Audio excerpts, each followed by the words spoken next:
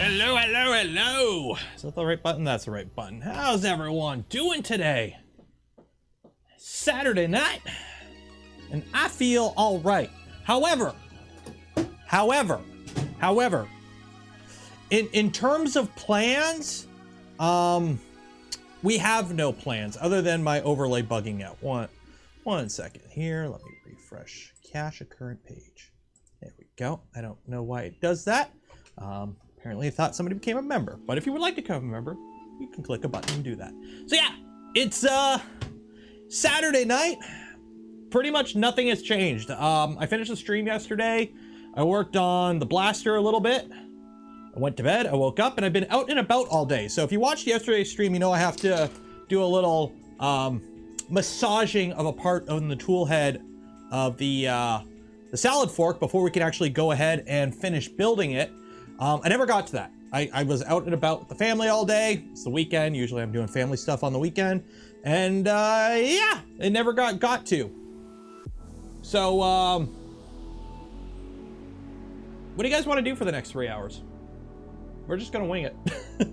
I do have stuff. I actually plan on working on this guy for a bit, which I got the magnets installed last night. That's another thing. Those dried up overnight.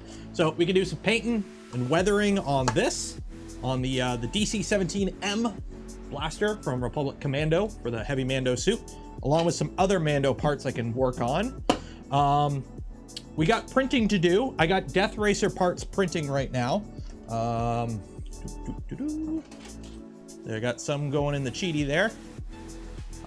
Because, you know, if you're gonna do it, you might as well do it right. So instead of PLA or PETG, everything in the Death Racer that's structural is CF nylon.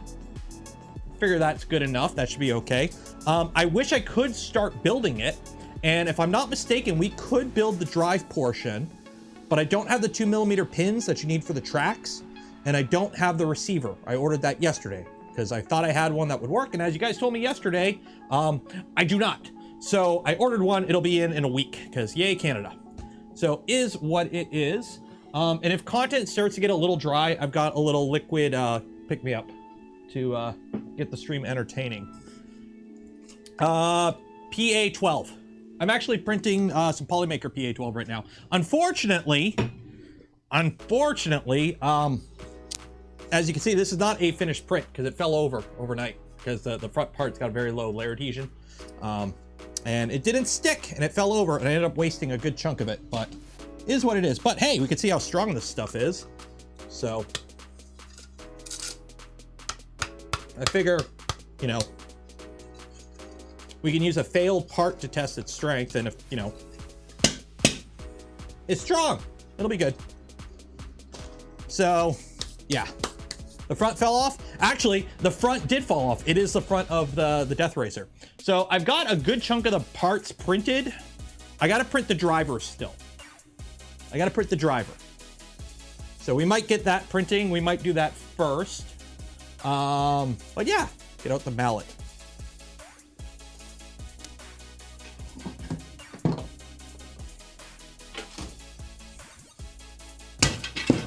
Ooh, actually.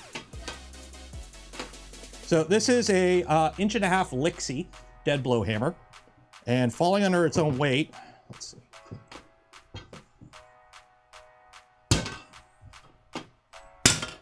Okay, that broke it. That broke it.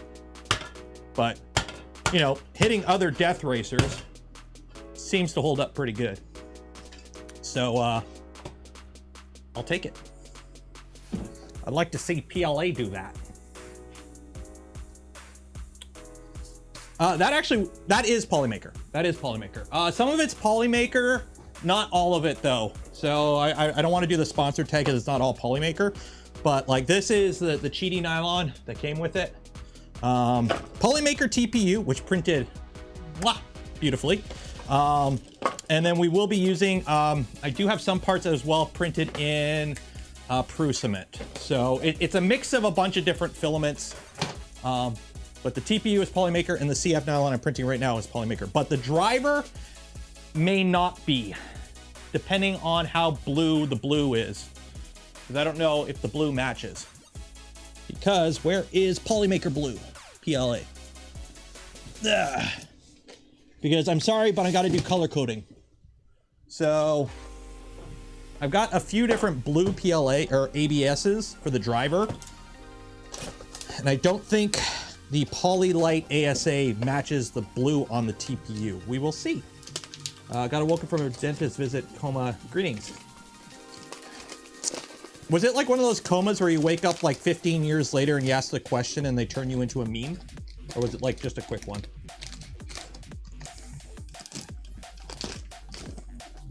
And look, I opened the bag properly this time.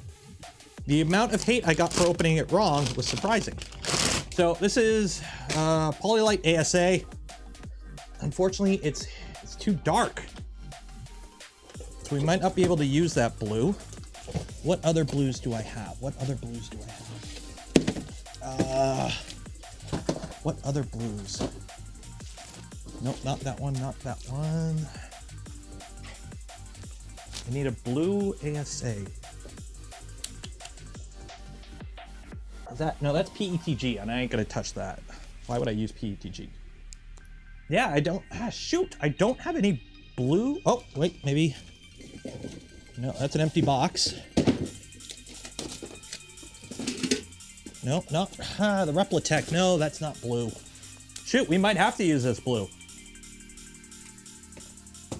The teal? I don't know, whatever blue this is. It's not a big deal. Like, I'll just print them in this blue. Like, they're tank treads, they're gonna get all dirty anyways. Yeah, I figured, because different colors, you know, get different. All right, let me dig into the Prusament. Let's see what I got from Papa Joey P. No. Oh, there's more I got more PA12 nylon.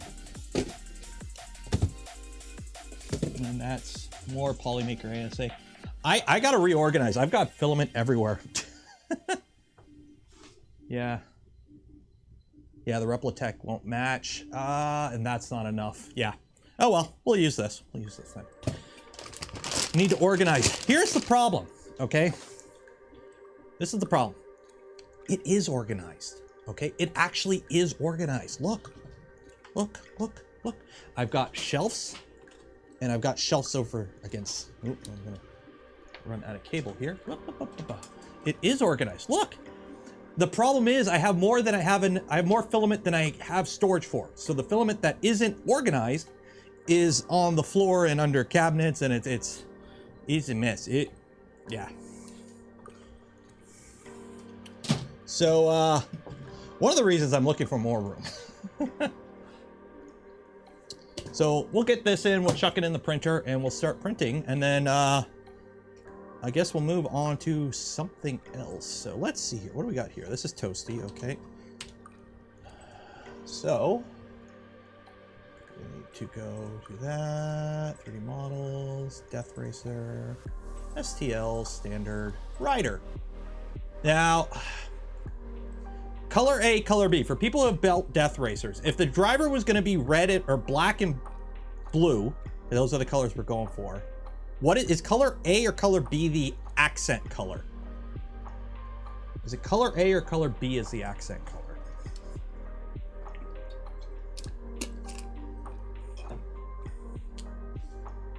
Print more. I am printing more. I've actually been printing a lot lately. But when Nicholas from Polymaker's like, hey, I heard you need some filament. I'm like, yeah, I need a spool of TPU and anything else you want me to try out. And he sends me all this. Yeah. So the head, that's the mechanism. No, let's see here. So what's color A? Let's see what color A is.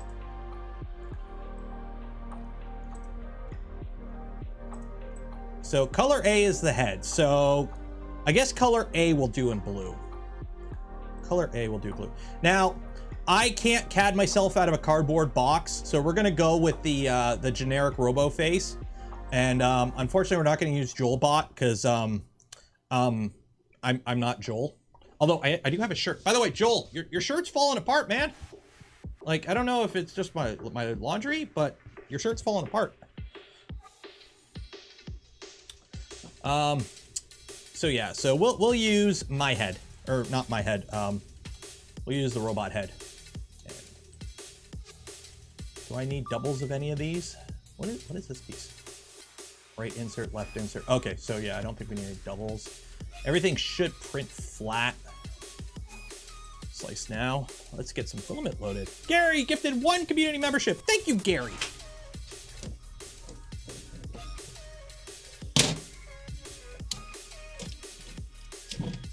Go. Met Joel last Saturday. Can't confirm he is Joel. Joel's a great guy. Joel is a great guy. If you ever get a chance to chat with him, chat with him. He's a good guy, unless he's eating. If he's eating, let him eat. Then chat with him after. Is this poly? Oh, wait, no, that's red and white. I could have sworn Replitech gave me blue. And I don't know where I put it. Unless I used it. I did not use it. I'm like trying to find a spool of filament that may or may not exist. Nope, that's black, and that's PLA. We don't do PLA in this household. There's another spool of Polylite ASA, only it's empty. Yeah, no. No, I could have sworn I have more blue. Oh, wait. Nope. Ooh. I do. ABS Plus. It is Sparta. That works. That matches closely. That's pretty close, I would say. Would you say that's pretty close? It is sparkle though. This is lighter. But it is sparkle. Cheers, clean my workspace and watching live. Ooh, Pushing Plastic gifted 1 community membership. Thank you. Building the death race. No, we're gonna print the driver. Let me see if I have a slightly darker blue. No, I do. Nothing there. Yeah, no, that's it for Sparta. I don't have any darker. I have a blue that's pretty dang close, but I've got like 50 grams of it left, so that ain't gonna work. So yeah, I guess we're going with teal. We're going with this. ABS blue looks like it's nice for a stealth burner face. It would. Polymaker, you need to get the sparkle stuff going. What does the plus stand for? Easier to print than normal ABS. It doesn't warp as easily. So yeah, we'll go with this. And actually, because I'm changing from a black, I gotta purge. Normally I don't purge when I switch filaments because I just don't care. But in this case, we are going to, because I want all the parts to look good and not have a blend to them. There we go. So yeah, so we're printing Death Racer parts. That's what we're doing.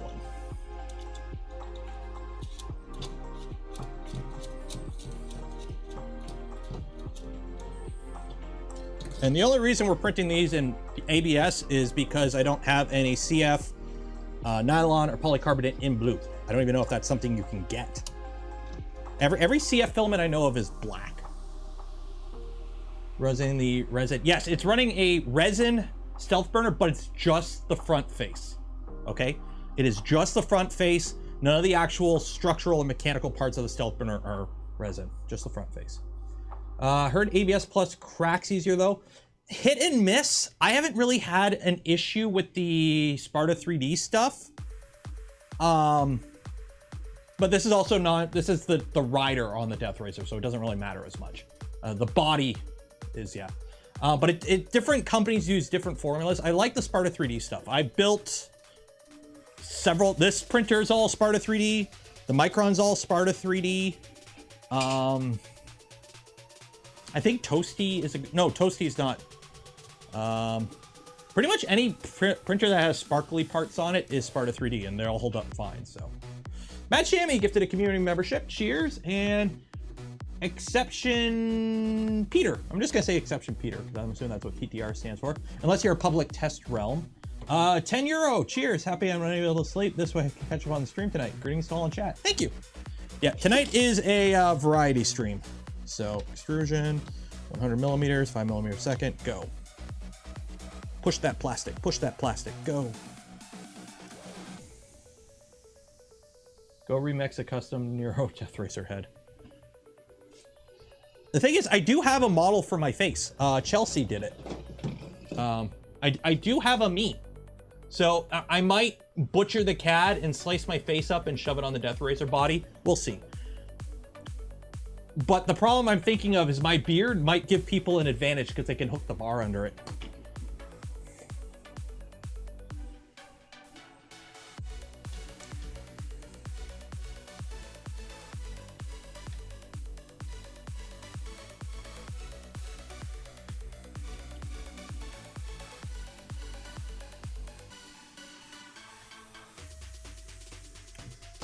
I really wish, I'm hoping to, so the plan is, we're gonna get this guy done as soon as we can, obviously. But, did I lose something? I heard the doo-doo noise. Is that just me? Oh. Google Chrome, why are you giving me notifications for YouTube? Shut up, I don't want notifications for YouTube, stop that. I was gonna say, I have a kit, a printer kit showing up pretty much as soon as I get back from the wedding. So that will be the next build. And then also we got to do that and Death Racer. So we might be doing Death Racer Fridays for a bit, I think. Might be the plan. Just print the head, 100% supports under the beard. Now what you do is you get your little switch and you put a few little drops of glue in there. Can't knock the head off if the switch don't move.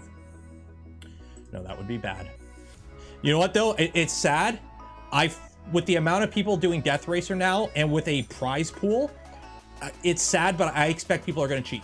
I expect somebody's going to try and cheat. It's sad that I'm going to say that, but now that there are prizes involved, I expect somebody's going to cheat. I don't even know what the actual rule. I'm building mine fully stock. I'm building the Pro Death Racer, but I'm also building it fully stock so that I can't be like within, oh, this is fudging the, no, it's a fully stock one. So there's nothing to fudge because it's fully stock. So that's kind of my thinking. How can they cheat? You have to knock the head off. So on the Death Racer, okay, to knock out an opponent, if you didn't see, Joel has a pretty good video on it, and Sam also has videos on it. The head of the Death Racer sits on a toggle switch like this. It's just a switch. And you have a boom arm, and you have to basically, I don't know where the rods are, but you have a rod that you can swing left to right on your Death Racer. It's a jousting robot, essentially. And you gotta bump the head. And when you bump the head, it flips the switch and it kills the Death Racer. And that knocks out your opponent. So either they break themselves and they can't drive anymore, or somebody flips their switch and they die. The thing is, what switch do you use? Because there's like a standard switch. Well, that switch is like stupidly overpriced here in Canada. So I bought a different switch. But does this switch have the same actuating force as that switch? Or what if somebody prints their head in a way that makes it so it's not easy to knock off? Like over torque the, yeah, that's the thing that I'm worried about. I hope nobody does it, but there are prizes involved now. So I'm building mine fully stock, or as stock as I can build it. So there's no wiggle room for that. Like, I don't know if it needs to be like a, if it needs to be like the 24 hours of lemons type thing, where like there's like a little inspection before the race, and if you're in violation of something, you know, they take a look at it or something. Or it's just if people win, then they take a look at your winning one to see if there's anything fudgy with it. But yeah, attaches a TS100 Death Raider head and melts the head off. I'll post about it. Yeah, that's just the only thing. The moment I saw that there were prizes involved, which, by the way, I got, like, I seen Sam at Murph, and I'm like, dude, I'm building one of these. Like, before there was even plans for, or anything was announced, I'm like, I'm building one of these. But as soon as I saw there were prizes involved, I'm like, oh, people are going to be, this is why we can't have nice things. And it's sad, but it's true. So, dildos bolted on the cheaters' heads would be something. Oh man, that would make it, because if you stop too hard, the weight would just take your head off. Especially since we added Futu Smart. What's the Futu Smart? That's a printer, I'm assuming, but. Didn't you say you're going to do the head in translucent? Yes! Oh, that's right, I gotta do that. These switches that I found, are these even the ones? Yeah, they have like an LED in them. or I can solder an LED to them. I don't know. There's an LED in it, and it's a blue LED. So I don't know how to attach them. I don't know how to make it work. I got to look it up. But apparently I could put LEDs in here, or I could power it so I get LEDs in there. There's like a blue LED.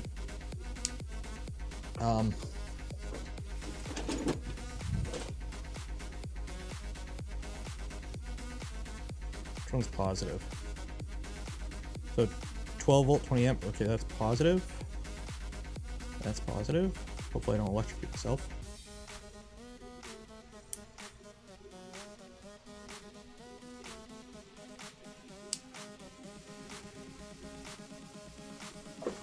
Trying to see if this battery, that might be a dead battery. There we go. Amazon Basics battery to the rescue. It says 12 volts, but these are 9 volts. I don't know. I'm hoping this will activate it. If it does not, we'll figure it out. Is it PETG? I also have some translucent resin, but it's the head, so it's non-structural, so it don't matter. That's positive. That's positive.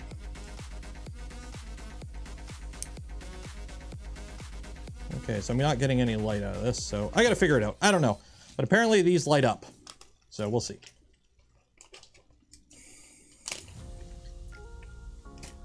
Don't Warrens use a custom extruder that you build with them? You can.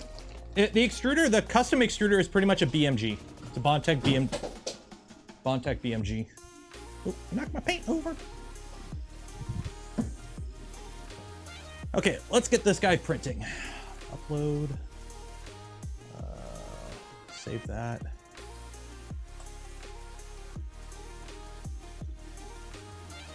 Testing in the winter after a battle makes a lot of sense. Violators should be banned from all. That's the thing. Yeah, I'm just saying, because there is a prize pool now, shenanigans will be afoot. It sucks, but it's something you got to look out for now. It do be how it do, though. It do be how it do. Okay.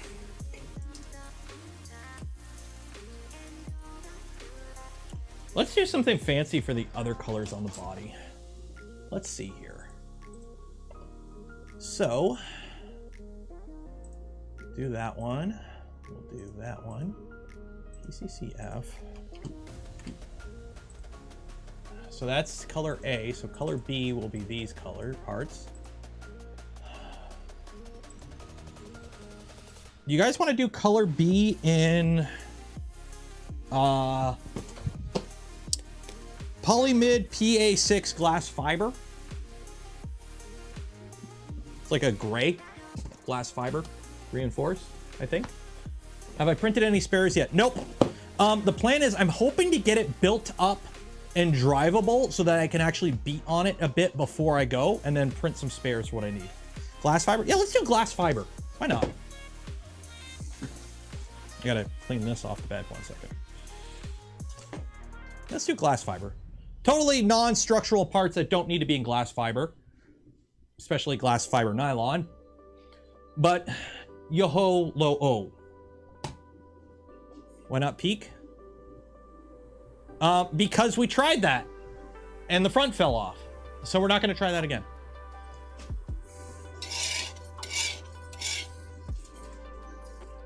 Yeah, we've gone down that route. That route was not something that worked. Okay, I gotta heat that up. So let's see here. Let's see here. Printers, LVLV2. Okay, so let's home all. Yeah, we peaked early. Keep the weight of the head down because it already self-triggered death by hitting something and reverse switching it off. Well, ABS isn't that heavy, so we should be okay. If it's something I run into, we'll play around with it. Translucent thing.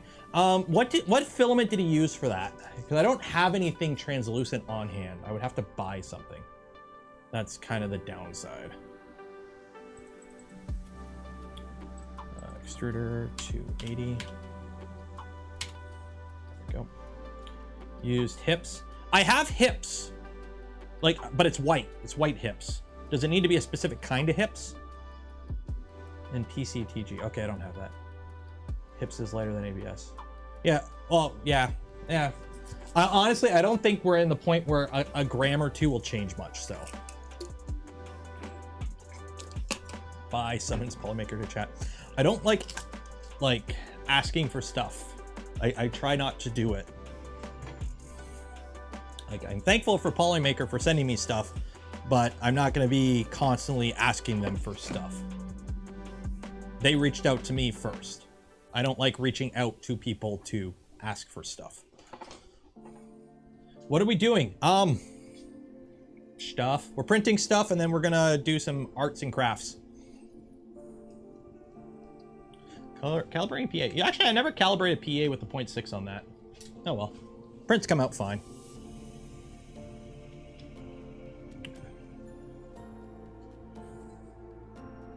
Just chilling. Yeah, we're just chilling tonight.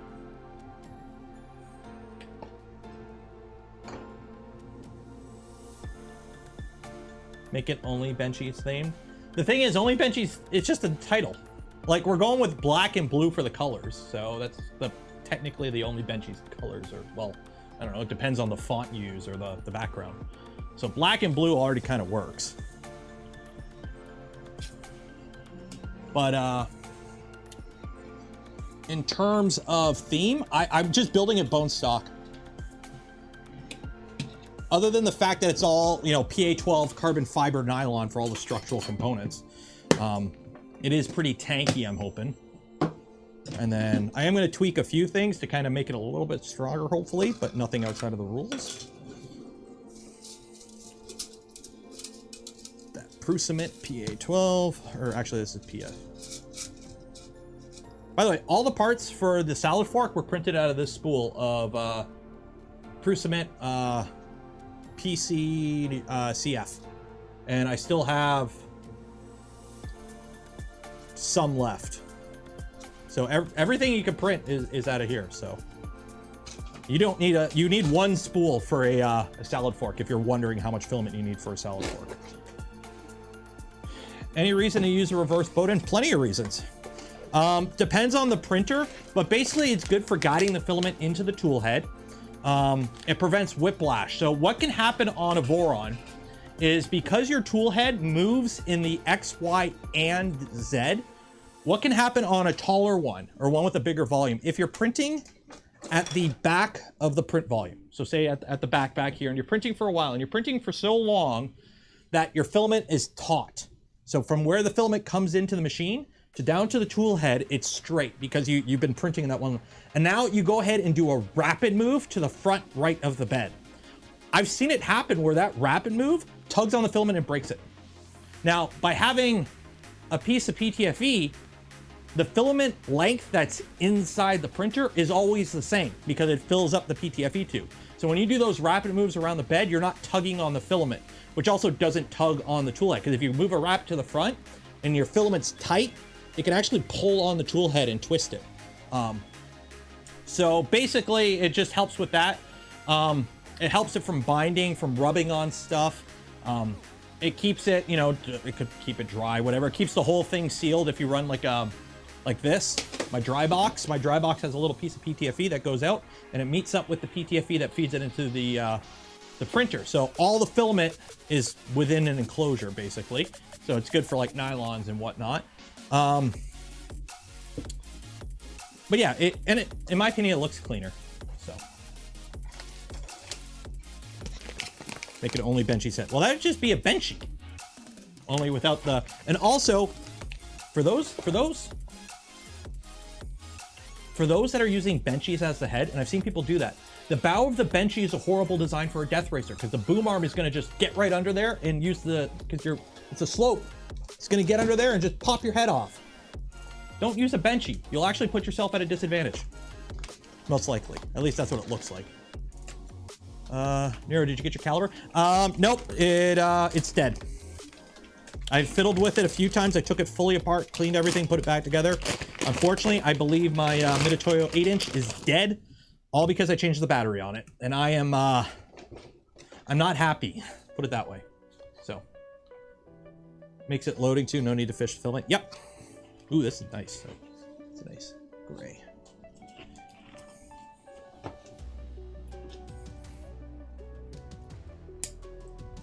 Ooh, that's stiff. That's a stiff filament.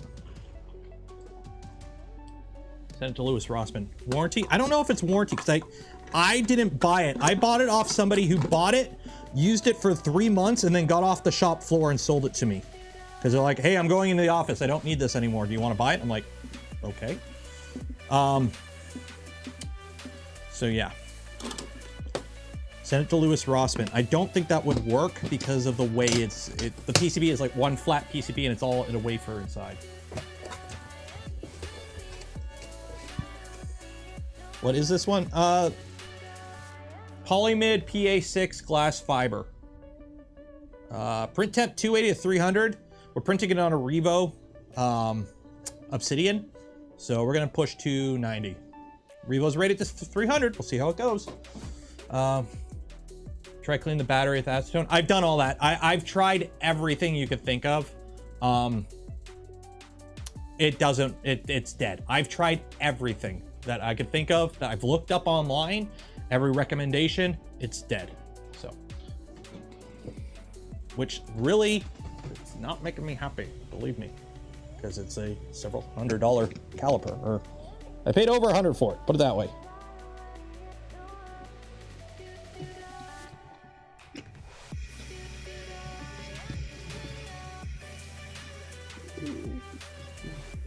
The only downside of using this filament box is loading the filament ain't exactly the easiest. There we go.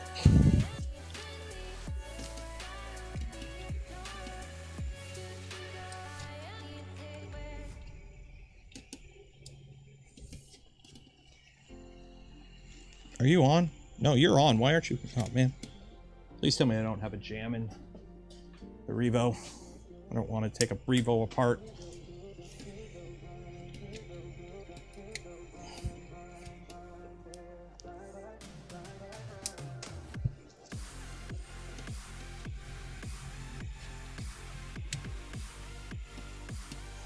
There we go. Okay. You're good there. There we go. You're good there. You're good there. Good. Good. Let's extrude some. Feed them out. 50. Extrude.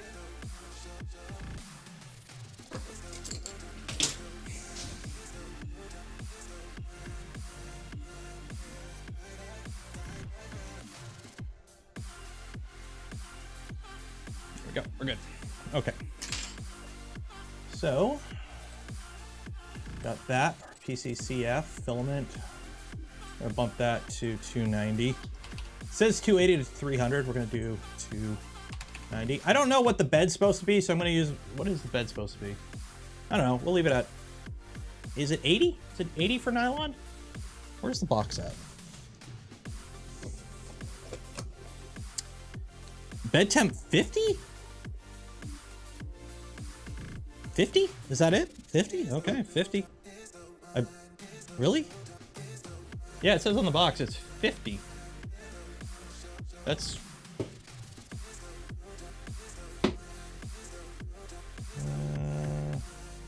65. Yeah, we'll do 70. Yeah, no way. Yeah, you know what? This is what I use for PC, 100, and then this is 80. I think 80 for the nylon. Yeah, we'll do 80. We'll do 80. I don't know. If it works, it works. If it don't, it don't. 78 at 50 for me. Okay, well, if it sticks great at that, we'll heat it up more, and hopefully it'll stick even better.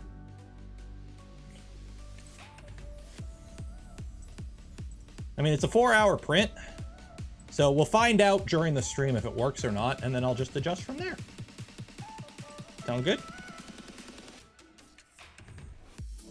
Nope. Dang it. Nope. Pause print. Shoot. Wrong button. I'm gonna restart. I accidentally hit reprint instead of new print. For PA. Hi for BC. Hi, MyPad. Upload and print. Go. Was like 50C. Okay, well, I'll drop it down after the first layer then. Case light, turn that on, let that go. Commit some heresy here and put the cement in that bag. Hello from the land of Oz. Good morning. Don't you need glue? I already got glue on the bed. And yes, the printer turned off because I accidentally hit start at reprint instead of upload and print. And so instead of, you know, pausing it, whatever, I just hit e-stop and then did that. So the light turned off. Works cooler. Okay, well, we'll fix it again. Okay, so 50, we'll do 50 then. So 50 bed.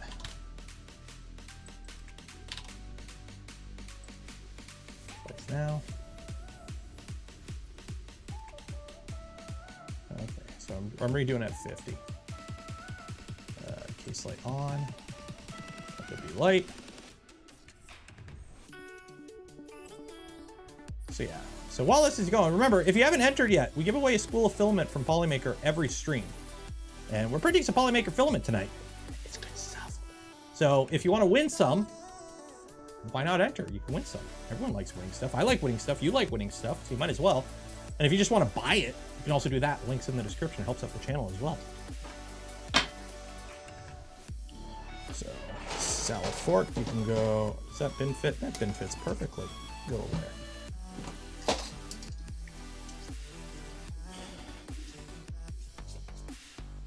It was already glue stick on the bed.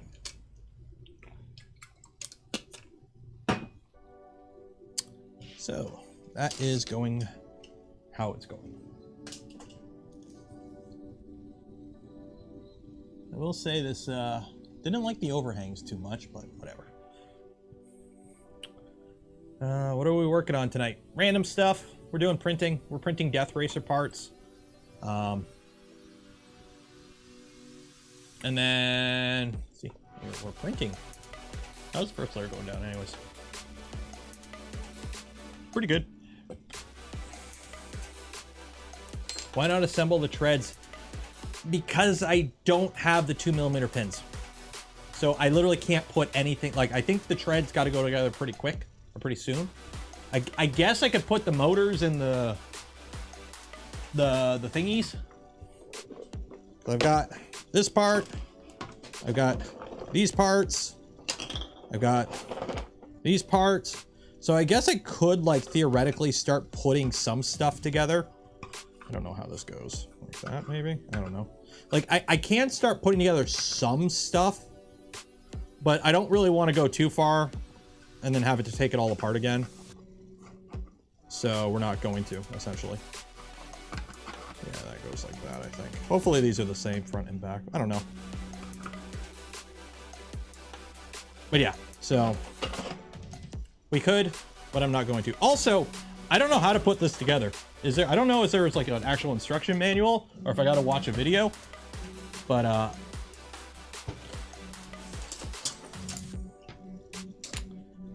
Steve's back. Steve's back. You can put the treads on later if you wanted. Yeah, I also don't have the receiver, so I don't want to like just put it half together and then wait on parts. I'd rather do it all at once so that we could build up the tank, the tread portion, and actually get it working in one stream. I would like to do that in one stream. So I'm not going to do a little bit now, a little bit later, wait on stuff. I'd rather do it all in once, because then I can make it the theme of the stream. So I start assembling now. Yeah, like I don't have all the electronics. I'm waiting on stuff. So I'd rather do it in one shot when I have everything, because then we can actually get it up and moving in one stream, hopefully. So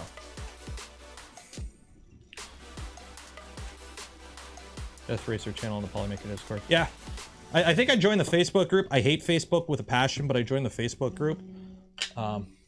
So let's do let's get our Bob Ross on. I don't have my fancy hat, but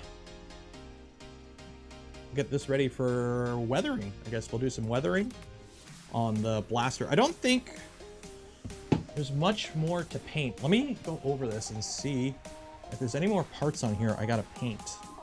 Oh, I do. I gotta paint this line there. Paint that in the front. Yeah, the line there. I got to paint that in black, I think. I did paint these. These are blue. These won't be as bright because everything's going to get the black wash, so it'll look weathered. And if you do damage, you don't start assembling now, and you'll realize they're apart. Yeah, so we're not going to bother putting together. I'm trying to think of anything else in here I need to paint before I weather it. Like that. All the, by the way, Star Wars. Okay, I know it's fantasy and shit, okay? But if you have the rear of your sight has a little, little eye peeper thing for sighting your blaster, okay? And then you have stuff in the front here, okay? For, you know, the front. One of these things need to have a little point that sticks up to line up. You don't just have, you know, why is the adjustable portion of the sight in the middle? And then you have a U-shaped thing in the front. Like, this is how it's designed. In the, like, the actual, the part that you adjust is supposed to be back here. But it doesn't go back here. And then the part with the point goes in the front. Like, firearms, how do they work? Maybe this explains Stormtrooper aim. Because their sights are on backwards. Red dot? Yeah, I know, red dots. Like, it's Star Wars. What are they? What is this? The Russian army? Why are you not using actual optics on your rifles? Come on, guys. It's a long time ago in a galaxy far, far away.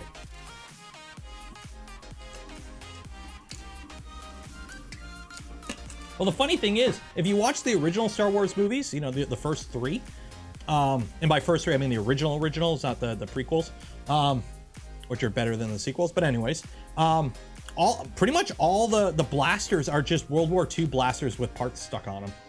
Or World War II blasters, World War II guns. They're like Sterling machine guns and whatnot.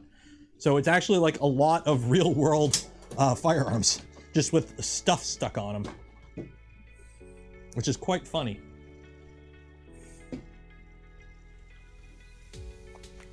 Like the main Imperial blaster is literally, let me pull it up here. Wars, what is it? Storm Trooper blaster. Okay. So you got that. YouTube, don't ban me, okay? YouTube, don't ban me, okay? So this is your Stormtrooper blaster, right? This is what the Stormtroopers carried, okay? In Star Wars. This is a Sterling machine gun. It is literally a Sterling machine gun with, like, you even got the stock under it. There it is. It's literally a Sterling machine gun with a few extra bits and bobs stuck on it in a different magazine. Like, it's a lot of the original Star Wars movie props are just old, like, German machine guns and whatnot. Also, if somebody could correct me on this, because while I do enjoy the Star Wars, I'm not like a super huge Star Wars like nerd. Like, I watched the big stuff, but I haven't watched like everything. I haven't watched the Christmas special. So correct me if I'm wrong, but this is a DC-17M. Okay, this is the blaster from Republic Commander the game, and I think it also is actually in canon now in like some of the cartoons or animations or whatever. In the game, you have the power pack or whatever, an ammo pack or whatever it's called. It's 60 shots, okay? And then you got to reload, okay? Most blasters in Star Wars have ammo packs. Has anyone ever actually reloaded on screen in Star Wars? Like, I've never actually seen anyone reload a blaster in Star Wars, ever. Like the Mandalorian, everyone's walking around with their guns, but I don't see ammo packs. No, I don't see reloads. I don't see anyone reloading in Star Wars, ever. Am I wrong? Has somebody actually reloaded on screen in Star Wars? Or everyone just has the infinite ammo glitch going? No one has. Exactly. So every gun has an ammo pack. And, you know, I've never actually seen anyone reload in Star Wars. They reload on the Star Wars Christmas special. Tesla back. But the thing is, if you read all like the in-depth nerdy stuff that actually, you know, because everything in Star Wars has a Wikipedia page, it's like, yeah, it has 60 shots. But I've never seen anyone reload. And like the Mandalorian, he's walking around with a pistol And that's it. He's got no ammo pouches or anything. Like, it's a battery, but it runs out. I know the rifle that he used, the sniper rifle, whatever that is called, the disintegrator rifle. That he reloads because it's a single shot and it's old tech. But the blasters, even like the clone troopers and the big battle scenes, I've never seen anyone reload. Yeah, disintegration rifle. I understand that because that's part of the disintegrator rifle. It only shoots one round.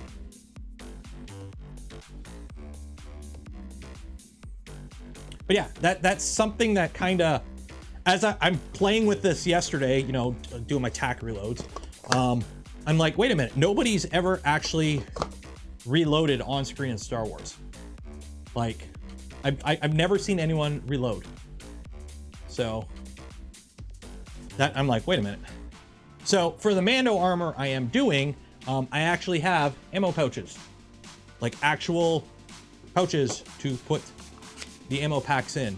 I actually printed off and built some ammo pouches. So I actually have ammo pouches, and I will have these on my belt so I can reload like a proper Mandalorian. Because, you know, 60 shots, because apparently this only holds 60. Man, ain't enough. No one sleeps either. No, they sleep. People sleep in the Mandalorian. What I don't get is the time. Like, they travel across the galaxy in days. That don't make sense. Have I lost all my viewers yet? 240. Yeah, that makes sense. Yeah. Good old tangent streams. See, I want to branch out to do different stuff on stream more often, but every time I do something different, I don't get the views I normally get. So I'm like, we'll see. We'll see. And I already broke one of these, so I gotta fix it. So let's go ahead and do that now. Good old E6000. Not a tangent stream. So how I run my streams, for those that don't know, it's basically a variety show, but with a topic. So on stream, it'll be, hey, part X of the build. Okay, we're doing part X of the salad fork build. That is the subject of the stream, but during the stream, whatever happens, happens. So if you tune in at one point, we might be talking about, you know, me ranting about a coffee company in Canada, okay? But that is a tangent during the stream. And we'll go back to the main part of the stream in a little bit. So. Never get notifications when I go live. So what you got to do is join the community Discord. We have a community Discord, link in the description, okay? Join the community Discord. And there's a channel in there called Nero 3D live streams and videos. So if you want to chat about the live stream, or if you want to, like, it's basically the channel for talking about live stream and video stuff. So if you want, you know, anything related to what happens on the live stream, either during the stream or after the stream, or any of my videos, talk about it in that channel. But also, when I go live, I do an @ here. So if you're on the Discord and you are not having that channel muted, you get a Discord notification because I @ everyone in that channel saying, hey, I am live now. How am I doing? I'm doing great. For when I go live off on cold sign. I should do quilting. So I need to actually get into sewing because we need to sew some stuff for this set of armor. And I keep putting it off, and I keep finding ways to not do sewing. Gorilla Glue, fabric adhesive, great stuff. But unfortunately, at some point, we are gonna have to sew. So that will happen. Fix the bamboo? No, I have not. I gotta figure out what to do, but I gotta take it, I gotta get it off the shelf, get the AMS off of it, and take it apart, and I'm gonna do that on my own when I actually have time to sit down and do it properly. Nope. So. Velcro. I've done a bunch of Velcro, but I need to redo the vest. Let me go grab it. Yeah, it's one of those streams tonight, isn't it? Hey, puppy. You want to come say hi? You want to come say hi? Come on. Come on.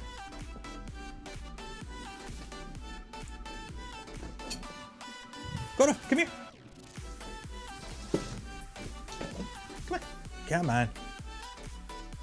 Where's Duff at? I haven't seen Duff in a while. Hey. Come here. Oh, he's a good boy. You good boy? How you doing, hey? You doing okay? Oh, is your ear bugging you again? Okay, we'll take a look at that tomorrow. How's this ear? Well, that ear is good. What's that ear? Oh, that ear is starting to get dirty again. I'll give you an ear cleaning tomorrow.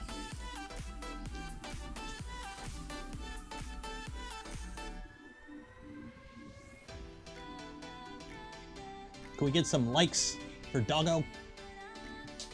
Oh, he's a good boy. Oh, is that the spot? Where's the spot? Where's the spot? Where's the spot? Oh, there's the spot. There goes the leg.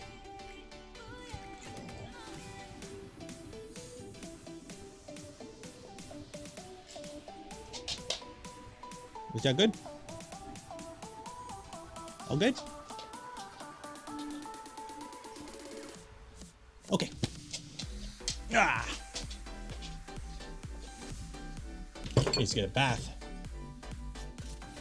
Welcome to the Petting My Dog channel.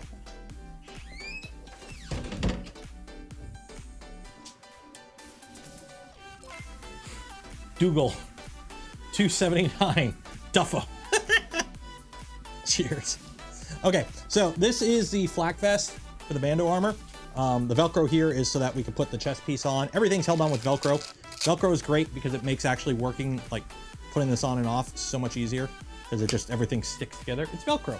So I've got to put something to hold the two sides together because right now it still has like how the vest was when I bought it, where you got these things that go over and it does that. I don't like this. So I need to sew on a strip of fabric here onto the front half and then put a strip of Velcro here so that I can Velcro the sides back. It makes it look cleaner. And also it opens up the whole front here for me to stick stuff to it. And I gotta stick the ab part and all that stuff there. So I gotta sew on this. Also, I have to do some sewing for the jumpsuit to take in the legs because the legs, apparently Mandalorians don't have parachute leggings. So I can't have those either. So we gotta fix that.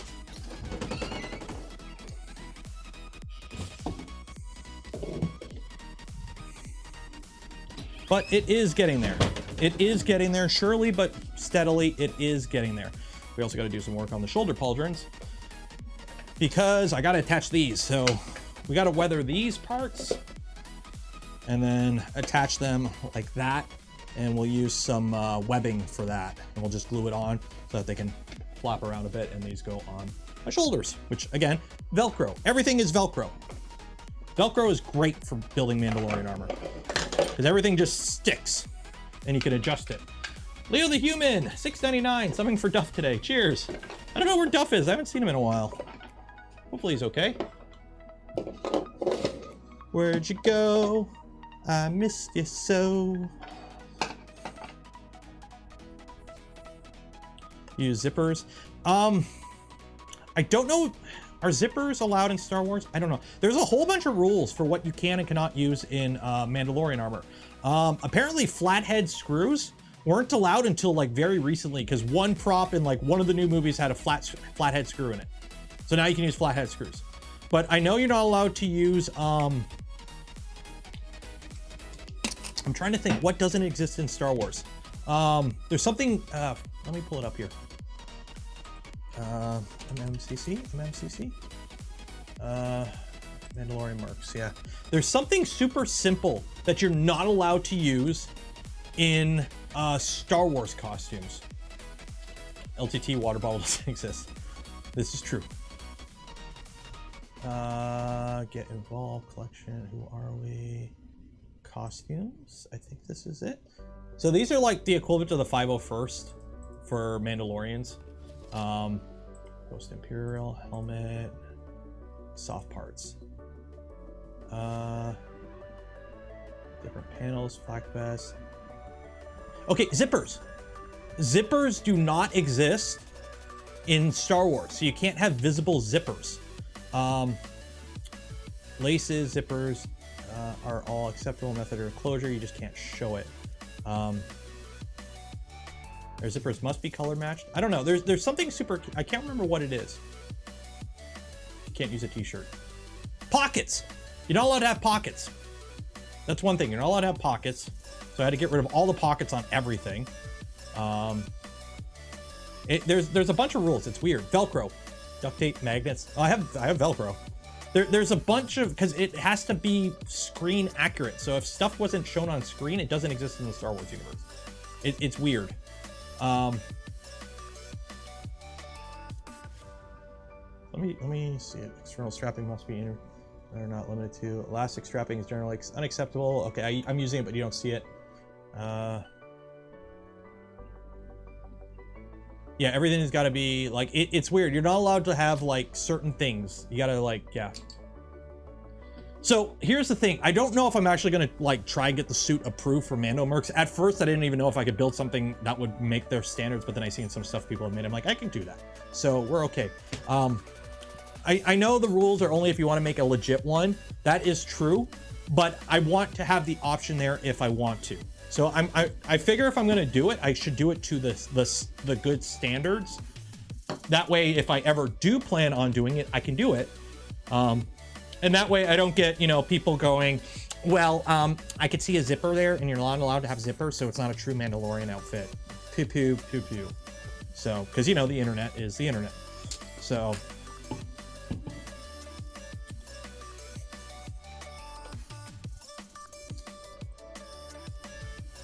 May the force be with you, so we're make it as Captain Mercer in the Orville. Well, the Orville takes place in the future of Earth, so that makes sense. Well, here's the thing: in one of the Avengers movies, they make a Star Wars reference. So, is Mace Windu not a character in Star Wars, or is he played by a different actor?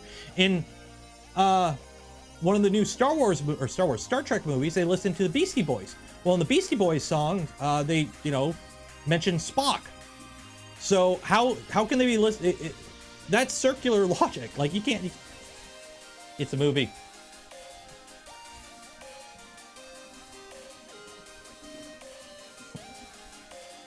It's a movie. It is not real.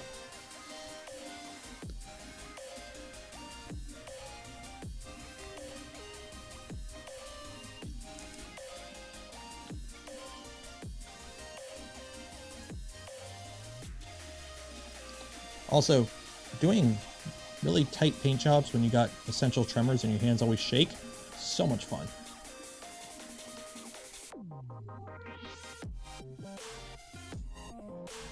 Solo's vest had pockets.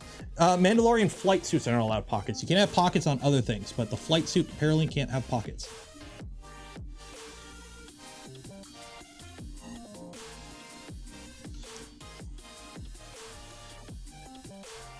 How many printers do you have running? Right now, 3. Yeah, we got 3 running.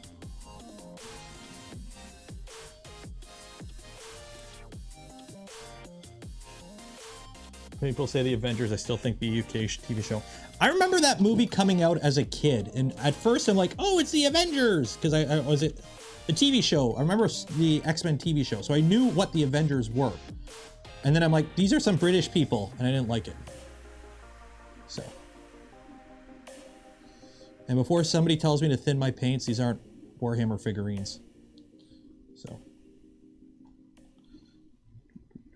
and also I'm not zooming in the camera enough so you can really see how bad of a job I'm doing, because I figure you're not going to be seeing it this close anyways in person. You're going to just see me holding it. So as long as it's good enough from like 6 feet away, good enough for me. That's kind of my logic with a lot of what I'm doing with this armor. Some stuff I am spending, don't get me wrong, some stuff I am spending a lot of time on, okay? Like the stuff like the helmet, I've put probably half a dozen hours easily over half a dozen hours into the helmet, maybe even close to a dozen. But other things, like these ammo pouches, literally, I printed them. Like this is fresh off the printer. I took it outside, I put 3 coats of the whatchamacallit, 3 coats of the bed liner on it, or the stone shield, and then I hit it with some silver paint on the highlight parts to accent it. Focus on that, focus on that, focus on that. Yeah, so it's directly off the printer, 3 coats of the chip guard to give it the texture, make it look rubberized, and then a little silver paint on the highlighted parts there. That's it. That's all I did. Easy peasy. Literally, these took me like 15 minutes to make. Good enough. Because here's the thing, you're not going to walk up to somebody and go, hey, hey, hey, hey, hey, hey, how's that look? Oh, you painted over the line there, disqualified. Yeah, nobody does that. Nobody does that. And then I did feel like what really sold it on me was, if you don't know who is Off Earth 3D or Off Earth, let me find him here on Twitter. Good guy, great guy. He's doing Star Wars Halo stuff right now. Daryl, yeah. Saw this guy at Murph. He's a giant. He's like 6'7". So this guy does prop stuff. He does awesome ODST stuff. But let me find it here because he went to Star Wars. Yeah, this is his ODST armor. It's absolutely bitching. So he went to the Star Wars thing at Disney. This is the Star Wars Boba Fett. This is as legit like costume as you could get. This is the guy who works for Disney, who's dressed as Boba Fett at Disney Star Wars.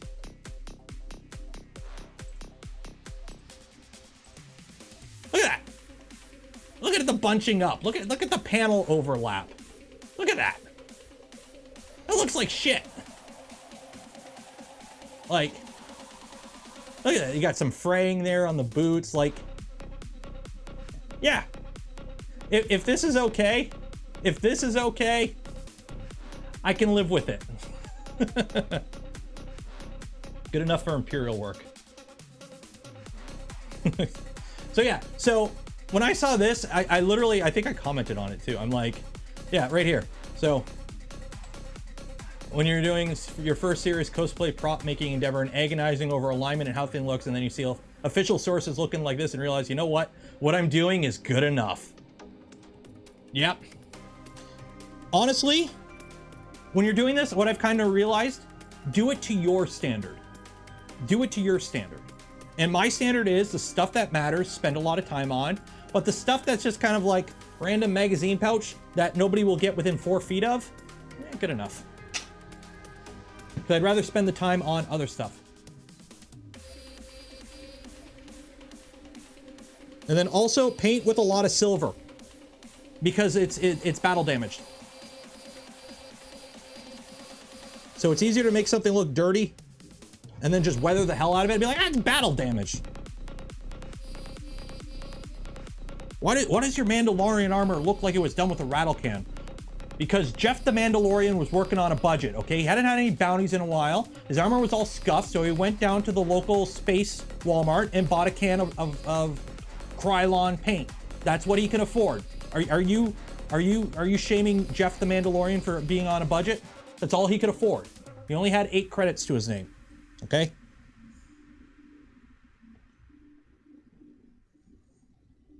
I don't think Jeff is a proper Star Wars name. I don't think I can call him Jeff.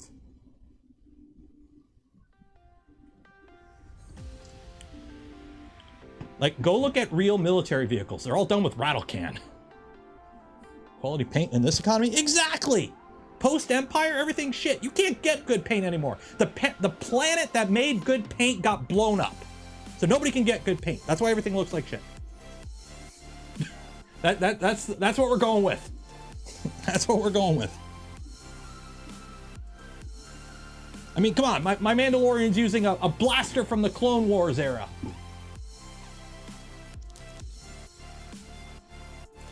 Which also, I'm sorry, as somebody, again, who was, played Army for a while, and, with current events, we see what's going on and, an actual conflict in today's day and age. In Star Wars, every movie, they have all brand new technology, new blasters, new shit, new fighters, new everything. Everything's brand new. How many years is it, for the Star Wars nerds, how many years is it from the Clone Wars to the Mandalorian? How many years? It's like, what, it's like 20 years? Because the Clone Wars were like 18 years before the Battle of Yavin. And then all the new Star Wars is like 3 years, or the original Star Wars is like 3 years. And then Mandalorian's like 5 years after that. So it's like, what, 30 years? Like 30 years, and everything's been completely replaced across the entire galaxy militarily.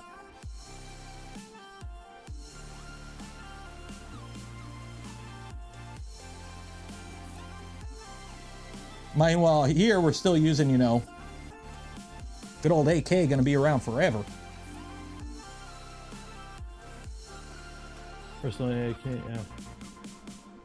Blaster done in black oxide.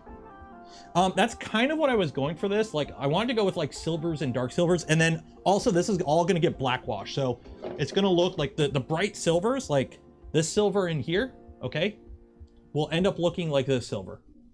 So see how it's got the blackwash on it to give it a like a weathered look. So yeah, it's in another galaxy. Yeah, but you know, they spent a good portion of the second new movie on the gambling planet, talking with people who made like spaceships for the Empire and the Republic or whatever. So it obviously works on like a somewhat tangible economy to ours. And also, you think the rebels would have, you know, a bunch of, you know, Imperial stuff, you know, floating around, like, or at least Clone Wars stuff floating around. Like, it makes sense that, you know, there would still be tons of tech from the war that happened 30 years ago that spanned the entire galaxy with equipment everywhere. Not like it all disappeared.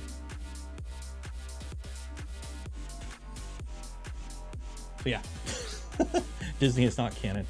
I want to kind of, somebody mentioned in, what is it, Rebels, when Ahsoka shows up, there's like there's a potential for like a time skip or something happens. So I maintain there's like a hand cannon where the Star Wars universe splits at some point, and on one end we get the Mandalorian and all his adventures, and that's done by Dave Filoni, who actually kind of cares, and then the other path goes down to the Star Wars movies that suck and have horrible writing and completely like ruin our characters that we liked. So I kind of believe in that route, or it would be nice. Headcanon.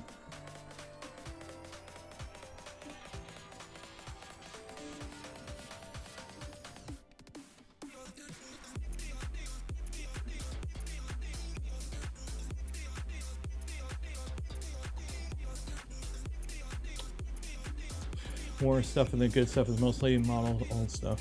Yeah.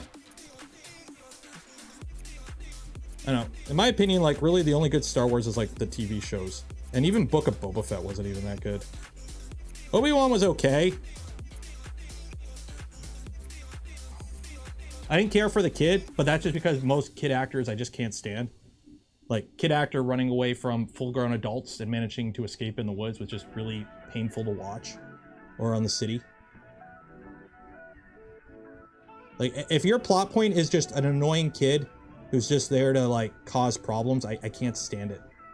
And, you know, as a parent, I know kids are annoying. I don't want to see it again. I know kids can cause problems. I know kids are capable of all that. You know, I get to pull the as a parent line. However, in my fantasy Star Wars, I don't want the last big good Jedi in the galaxy having his plans all thrown to heck because a little girl was like, I don't want to trust you, I'm gonna run away, blah, blah, blah. Just annoying. Nothing against it, I just find it annoying. Clone was very good, Rebels and Mando are good. Boba and Obi-Wan were muted. I loved anything with Darth Vader, okay? Anything with Darth Vader and Obi-Wan, that final episode, that was great, them fighting, because it kind of like, it brought everything to a head. And I guess Hayden Christensen watched a lot of the Rebels show and the Clone Wars to bring some of that character into his portrayal of Darth Vader. And I love that. Those parts were great.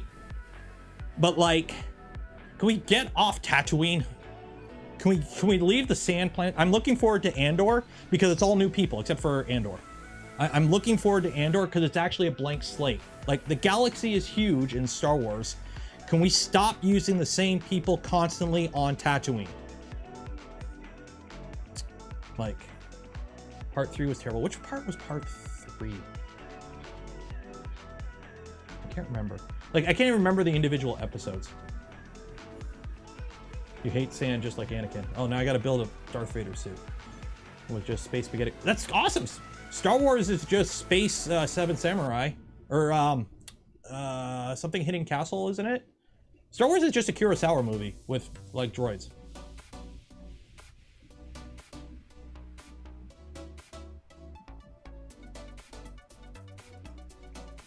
I finally watched the third movie. Literally, I can't believe it. There was a Star Wars movie I never saw in theaters. Like, as somebody who, when I was a kid, okay? When I was a kid, I remember when my dad said, son, well, he didn't say that, but he's like, you know what? This week, we are watching the Star Wars. And it was like a Tuesday, Wednesday, Thursday, or it was like Monday, Wednesday, Friday or something. And we went to Blockbuster and we rented the VHS, because this was before even like the special editions came out. This was like probably 93, 94, 95. Well, I was old enough to understand and appreciate it, put it that way. And we went and we watched the Star Wars in a week. So for me, Star Wars was like, you know, a defining moment for me, because it was like the Star Wars. My dad let me watch the Star Wars. I'm not looking forward to the day that I take my son aside and say, son, for the next month and a half, we are watching the Marvel Cinematic Universe, a video every night for the next month and a half. Oh, and all the phases. And then we're gonna set aside 2 months to watch all the TV shows. Yeah, that's not gonna be like the week of 3 movies of Star Wars. The Star Wars. Well, remember, episode 4 wasn't even episode 4 when it first came out. Like, they made it episode 4 after episode 5, because it was meant to be, like, it was written as the middle part of a bunch of movies. I'm over Marvel and the T. Here's the thing, I don't mind the superhero movies because they are consistently okay. Like, I'm fine with, like, you know, sometimes I just want to sit down and just watch something comfy. So I have no problem with consistent okay movies. I'd rather a million Marvel movies than the DC movies they crap out that they keep changing they have no plan for. Or like the recent Star Wars movies where they wrote each one with no plan for the next one. Like, and the plans that were there for the next one were swapped because the director changed. So I'd rather a cinematic universe that, you know what, it's just comfy movies. I know they'll be consistently okay or great. There's nothing wrong with that in my opinion. Stop watching Star Wars after midichlorians. I got no problem with the midichlorians, and they kind of stopped talking about it completely, so I think they understood the fault there. So, and even looking back, the prequels weren't as bad as everyone jokes about. They just had bad writing. Like, the actual, like, movies were fine. It's just the writing kind of sucked. More innovative sci-fi, less cape shit. Well, the problem is where the studios are rather make stuff that they know will work because they're banking on it. They have to, because in case you notice, movies have to make $1 billion now for them to be worth it, which sucks, but is what it is. Are y'all excited for the next 9 Avatar movies? At least the Planet Killers are dead after the Planet Killers. Oh, great, they got another Death Star. This blue sucks. I gotta put like 3 coats on. Created by the accountants are shit. It is what it is. Honestly, here's the problem. For me, you know, for someone my age, I stopped really, like, I'll watch movies. Don't get me wrong, I'll watch movies. But I'd rather, for a good story, I'd rather play through the Mass Effect trilogy. Like, the Mass Effect trilogy, amazing. Because I'm a big nerd for world building. I love, that's why I like the Star Wars shows and even the Marvel TV series, because I love world building. I love just like, oh, hey, the Falcon trying to get a loan, because I want to see what the world is like in the Marvel Cinematic Universe for just the average Joe. I love world building. So the Mass Effect series, Mass Effect 1, 2, 3, I haven't played Andromeda because it apparently sucked, so I never bought it. But like, I remember just sitting down one night and just like near the end of my first playthrough of the first game, I just spent like an hour binging the codex, just learning about everything. Like, I love that shit. I love world building. SimCity 2. That's city building. That's city building. I want to see a new Avatar so bad. I do too, because you know what? As you know, sure, the plot was pretty much Pocahontas, but it's, let's be honest, most plots aren't original. And you know what? It was a spectacle movie. And I'm okay with that. Plus, it's James Cameron, and he does pretty much everything good, so. Avatar characters are so 2D. Most movies are. Let's be honest. Most movies, look at most Marvel movies. Look at pretty much anything unless it's some artsy fartsy thing. Everything's got to be digestible by the average person, which the average person ain't that smart. So, full Renegade in. I can't do Renegade. I've tried doing a Renegade playthrough, but I'm too nice. Every time I try it, I end up like, no, I can't do this. I can't be that guy.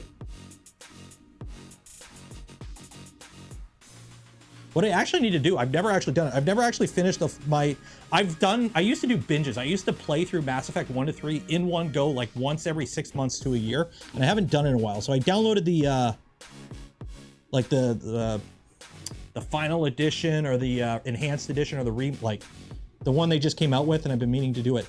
But I'll be honest, except for my very first playthrough, I always play as FemShep because honestly, I like the voice actor better. At least in Mass Effect 3, male Shep isn't too bad, but in the first two Mass Effect games, I couldn't stand the voice actor for the male Shepard. So I always played FemShep, which is Jennifer Taylor, I think it is. I'm trying to remember who the voice actor is for FemShep. Is it Jennifer Taylor? I'm trying to remember who it is. Jennifer Hale. Jennifer Hale, that's who it is. Yeah.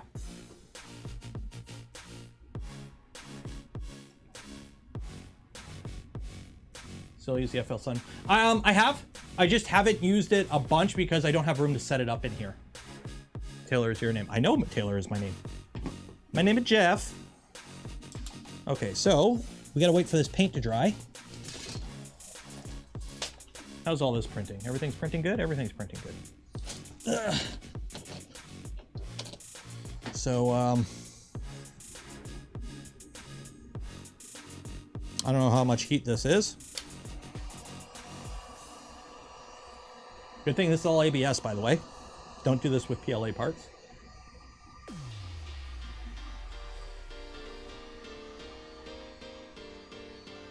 This is a stream where we watch paint dry. So if you want to help support the channel, for every like, I'll let the paint dry for another minute. The original Blade Runner. I like the original Blade Runner. I like the second one, 2049. Good enough. Streams are like watching paint dry. Oh, come on.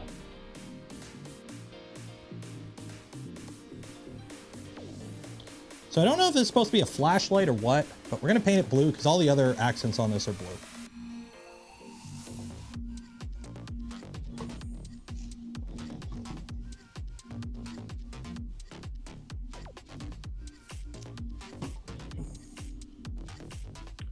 Andrew Spears, $20. Cheers. Thanks for all the awesome content. Recently rebuilt a V2 and have some pretty loud vibrations on upward Z motion. Down is whisper quiet. Any suggestions?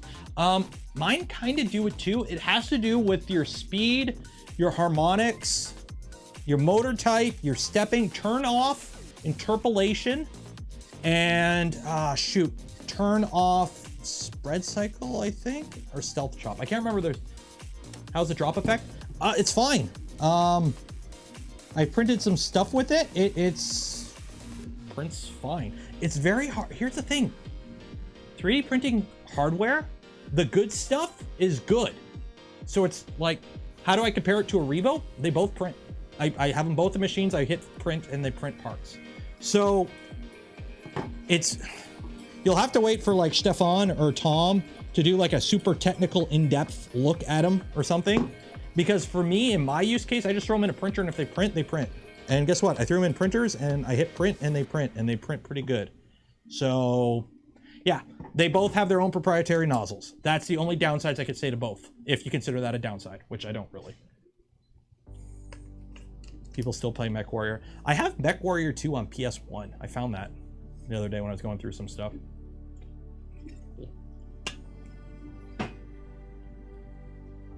They're making a Blade Runner TV show? Why is it not using glow-in-the-dark paint? Because I don't think I'll ever actually wear this in the dark, considering I can barely see out of the helmet as is. So, any tips for building a Rat Rig V-Core? I haven't built one.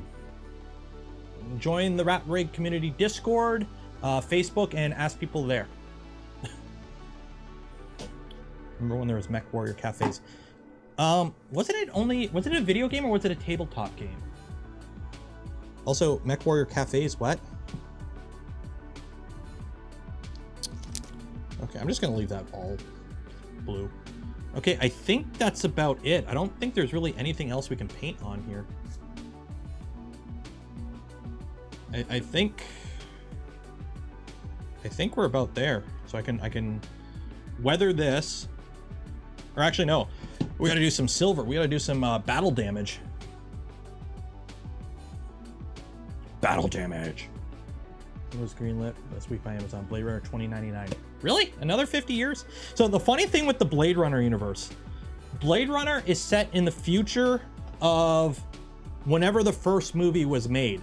So like, I know the original one was set in like 2019, which was like 3 years ago, but it's set in the future of whenever year the first movie was made.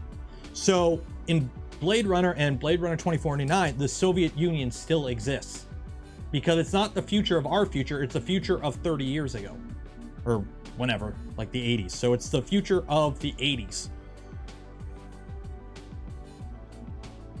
Which that's the problem with Prometheus, because for the Aliens movie, how the tech was better in that than the Aliens movie, which took place after it.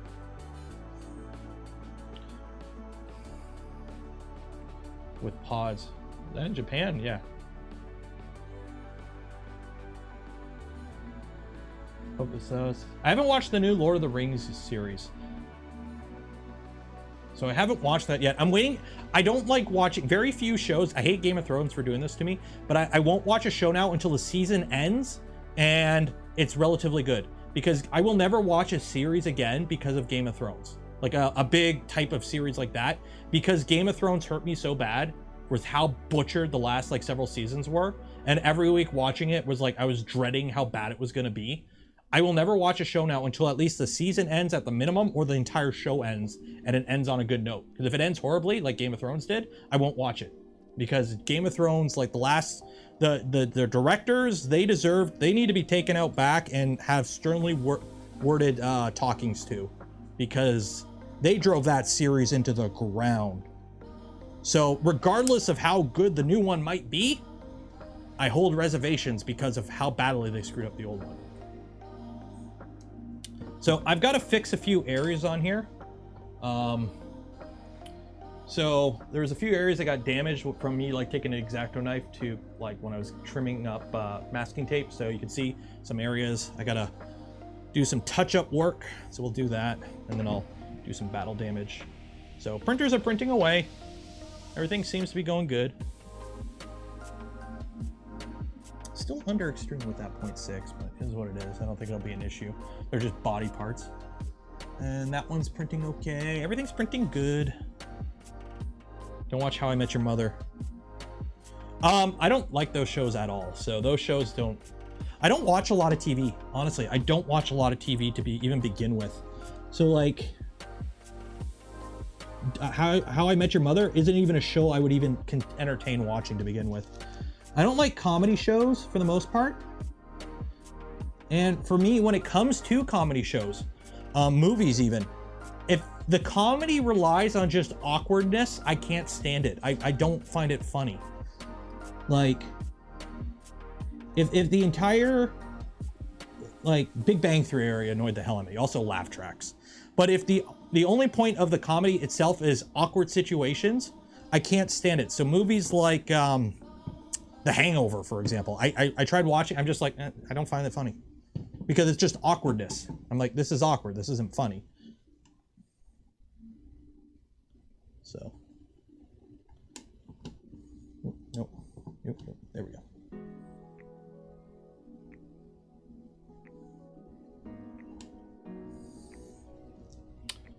I agree with you partially, like The Office. I've never watched The Office. I've watched parts of The Office, but I've never sat down and watched the whole series. So those are always going to get buffed up. Yeah.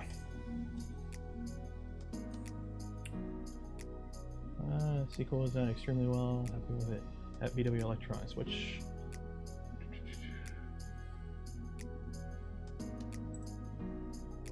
American comedy shows are generally rubbish. Yeah. I know, I just don't watch a lot of TV to begin with. I know there's another episode of Grand Tour came out. I gotta watch that. I'm waiting on the next part of Project Binky. That's super exciting to me. There was a brand new This Old Tony episode today. Like, I'd rather just watch YouTube and Twitch.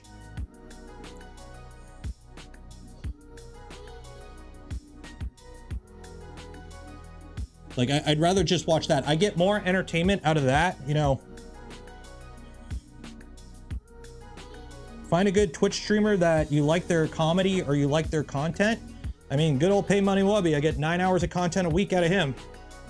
So, yeah, I give you guys 9-ish hours of content a week. And it costs you nothing. And you can yell at me directly if you don't like what you see.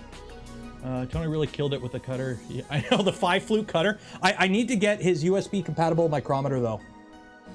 Major Gamer Geek, thank you for coming to member. Might be a while from Binky. They had much done. I want. Dude, Binky has been going on for what, 5 years now? 10 years with. I know. I can't wait. It's like I completely forget about it, and then a new episode comes out, or I get the Patreon email saying, "Hey, new episode's coming out." Like, yes. So.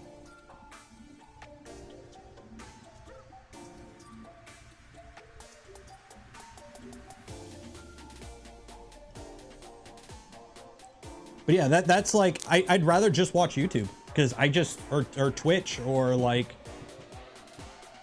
that's about it. I will say I finally watched the new Top Gun, and that was really good. I really liked that movie. So, the new Top Gun, very good.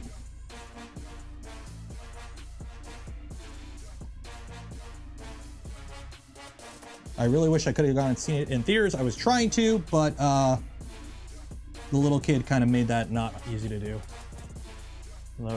Yeah, we don't have any. Stopped watching The Walking Dead several years ago. I watched the first season. I watched like 2 or 3 episodes in the second season, and I dropped it. I've gotten to the point where I can't watch a show because if like I can't watch a show as it's coming out because I just fear it's gonna drop. So. I need to watch the new time. It is so good. It is so good. Like there's a bunch of tropes in it, like the bad guys aren't named and they're flying 5th generation fighters instead of, you know, they're Iranians and they have Su-57s. But like, it's so good. It is so good. So yeah. Like, even the characters, like, you think the characters are all going to be tropey characters, and to an extent they somewhat are, but then they're not. And, like, people do dumb stuff, and you know how in a lot of these movies somebody does a dumb thing just because somebody has to do a dumb thing at this point, but then they just kind of work through the problem and they just carry on. It's like, okay. I'm like, thank you.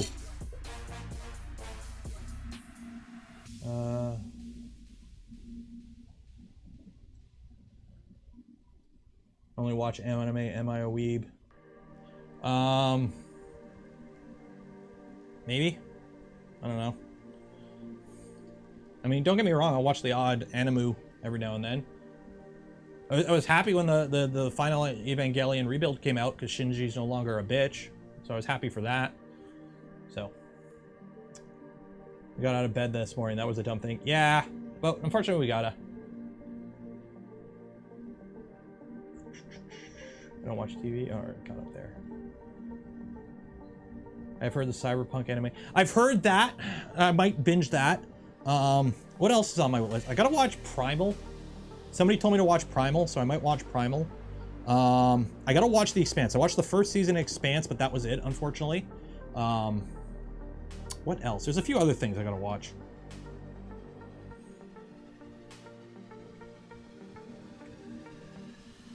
Made in Abyss. Made in Abyss I'm kind of worried about because it's kind of weird. I know. I've seen a few GIFs and webms from that show, and I'm like, I heard it's really good, but this shit looks whack. So yeah, Do I listen to audiobooks? I do not, because I don't have any... I work from home, so I don't really have any long commutes or anything to listen to audiobooks in. I would have to just like sit down on my couch and listen to an audiobook. Because usually if I'm in here, I have my headphones on, I just got a YouTube video playing on one of these monitors. Or if I'm upstairs, I got like upstairs stuff. So I don't really make the pulse rifle as a Nerf blaster. Well, I'd have to like redo the whole thing and do CAD work, which I can't do. Lord of the Rings new series. I'm gonna wait for the season to end and binge it, I think.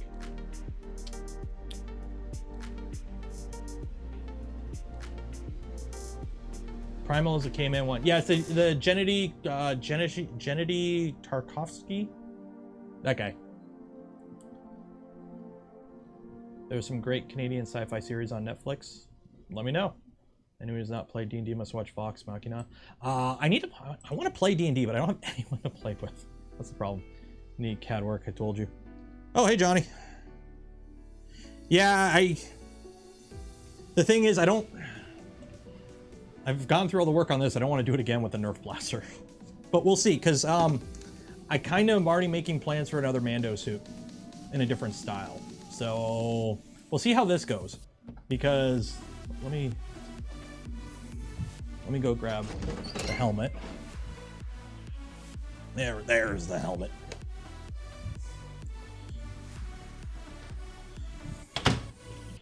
So if I'm already going with a full-on heavy Mando with full body armor, all like plated up, I kind of want to go on the opposite route and do like a lightweight gunslinger Mando with like a duster, like an actual duster. So if this suit turns out good and I like it, I might do another Mando suit. Print failed. Shit. 1 second. Why did you fail? You popped off the bed. Pause.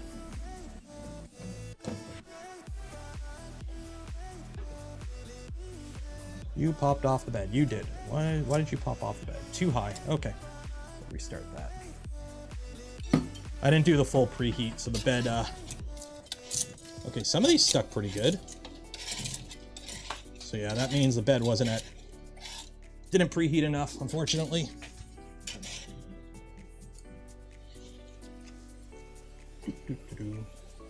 Cancel. Control, print, control, version, 5mm retract, move, up. There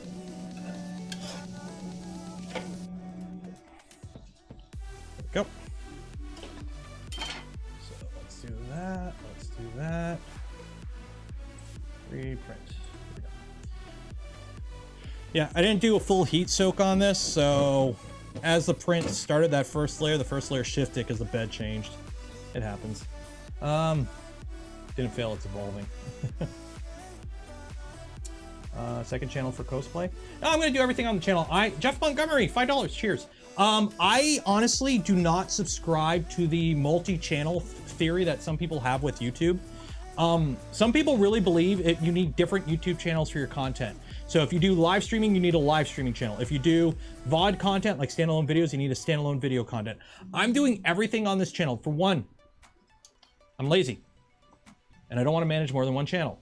Two, you're already here. So why would I set up another channel and have to direct everyone to the other channel? And, you know, not everyone's going to do that. So why would I put a note on the town hall that if everyone walks to this poster board every day to see what I have, why would I put a note there saying, hey, go look at the other poster board to see what I'm doing today? No, I'm just going to do it all on one channel. So, yeah.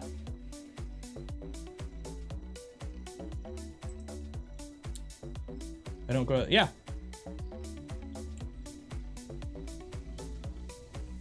So yeah, my daughter won't accept that my favorite Paw Patrol character is Chickaletta. Chickaletta can go, yeah, no, Chickaletta causes so many issues. Chickaletta needs to be turned into some chicken wings. Because YouTube is the Matrix, yeah, no. There's multiple channels, cross-linking improves searches and spidering results. That's the theory, but it also, here's the thing. Unless you are already a big creator, it makes no sense, okay? If you're a small creator, like,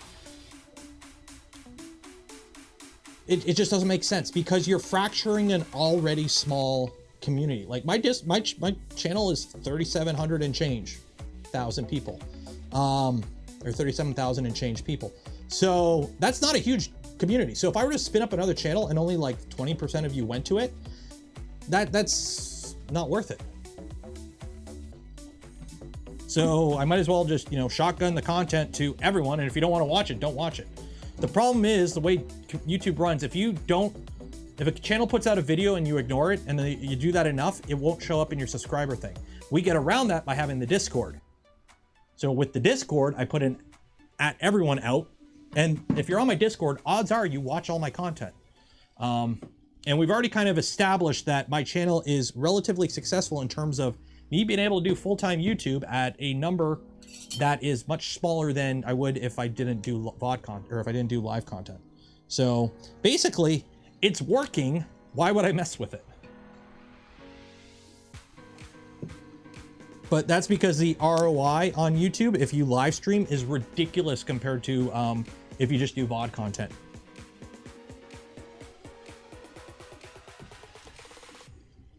Like you get so much more of a return. And then also all my videos on this channel are 3-hour videos, which not everyone watches.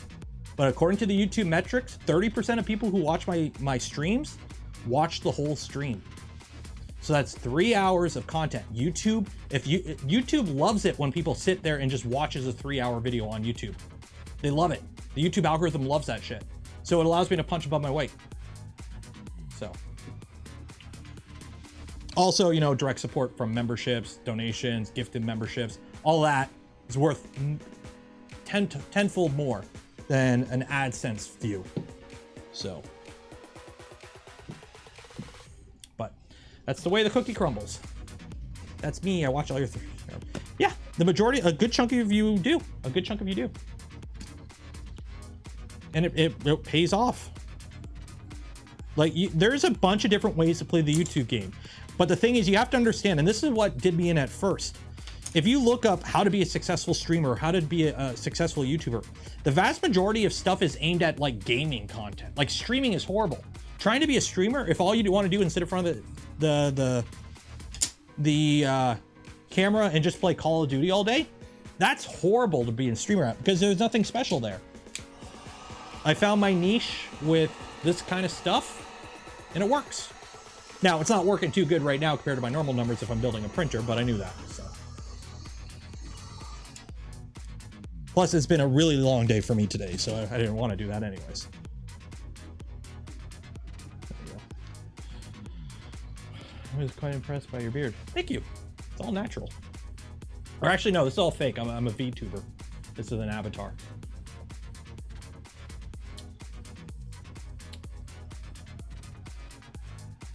Did an unboxing on Tony Cross after I bought.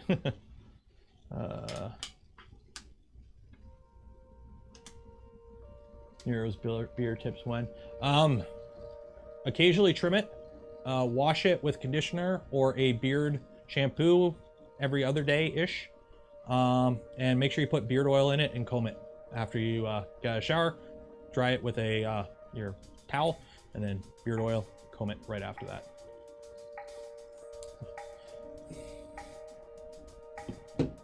Get sponsored by a beard oil company. Hey, I have no problem shilling. If you want to sponsor me with whatever you do, send me it. If I like it, I'll do a sponsorship for it. I don't care. Beard balm will help too. I've just been doing beard oil and I haven't had any issues yet. So I'm just gonna kind of stick with that because it's working so far. I'm a very much if it ain't broke type person. But you guys know that by now.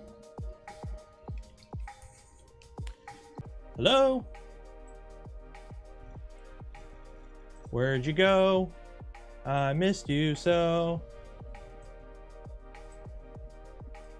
It feels like forever since you've been gone. Where'd you go? Oh, there you go. Okay, we're back. Do beard balm to Nero will help. Look at mine. I can't see yours. You're just an avatar of you looking like a cowboy. But no, I don't trim it. This is actually about, like, I did get a haircut just before Murph, where they trimmed my beard as well. But other than that, this is a year of growth. So I don't know how much, I can't remember how much they took off when they trimmed it. Probably, I don't know, look at my beard from before Murph and after Murph. But yeah, I'm going to get a haircut this weekend or tomorrow or Monday, and it'll probably get trimmed up a little bit. But I just use electric clippers and just kind of trim it quickly. It's very unkempt. Yeah. Do I prefer chamber temp? However hot my chamber gets. Dropping frames, we're dropping frames. We should be okay now. It's all green now. We're not dropping any frames now since I came back.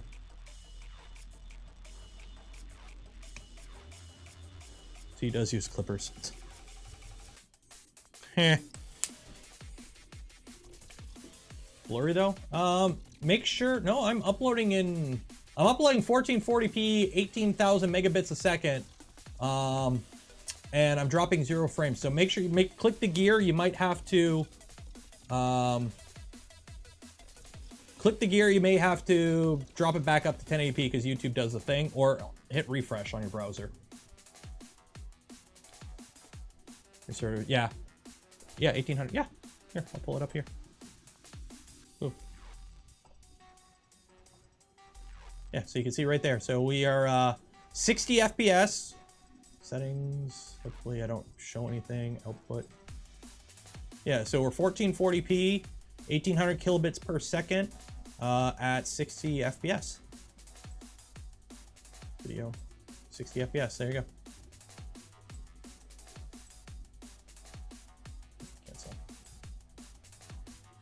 Yep. 18 megabits. Yeah, 18 megabits up. Or 18 megabits, sorry. But yeah, I do that because, one, this is a 4K camera. So I technically could stream at 4K, but the problem is with YouTube, it's a huge delay.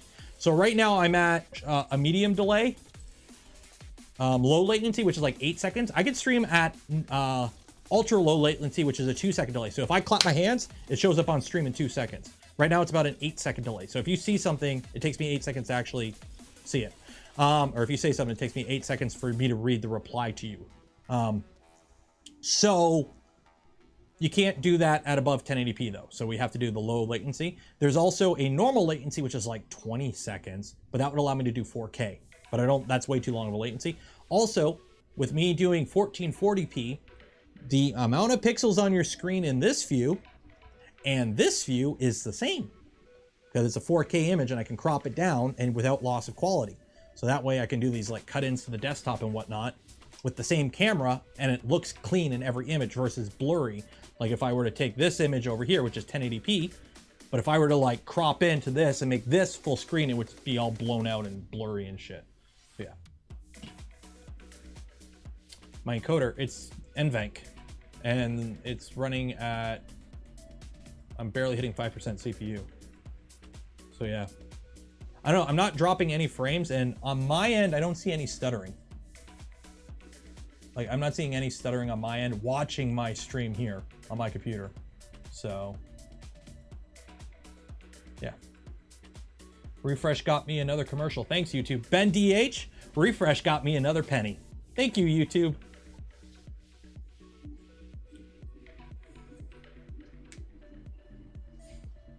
It might be YouTube. It might be YouTube. Okay. So what are we going to do now? We're going to do some battle damage. So let me get my stiff bristles for this. And basically we're going to hit some accents and make it look like this thing is scuffed up, which we might not be able to do on this camera. Which silver on silver, you're not going to get a lot of battle out damage. But basically, you hit any edge that makes it look like if, you know, if this was, you know, dropped or scuffed or whatever, where would you go? So kind of like, I use a short bristle stiff brush and I just kind of hit the edges of certain areas. Actually, let me use a different paint. I don't like this silver. Where's my silver? I should have gotten the silver. I just don't want to use it all. I'm running low on it. Did I consider glow in the dark blue paint? I did not, because I'm not going to be wearing this in the dark, because you already I can't see through the helmet. Like with the helmet on, I really need to get a haircut. Oof.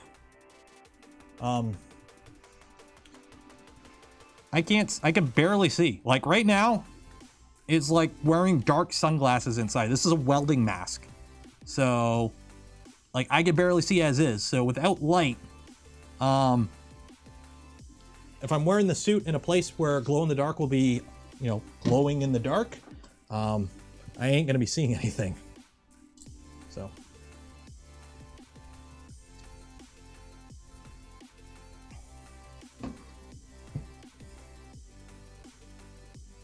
I like this silver more.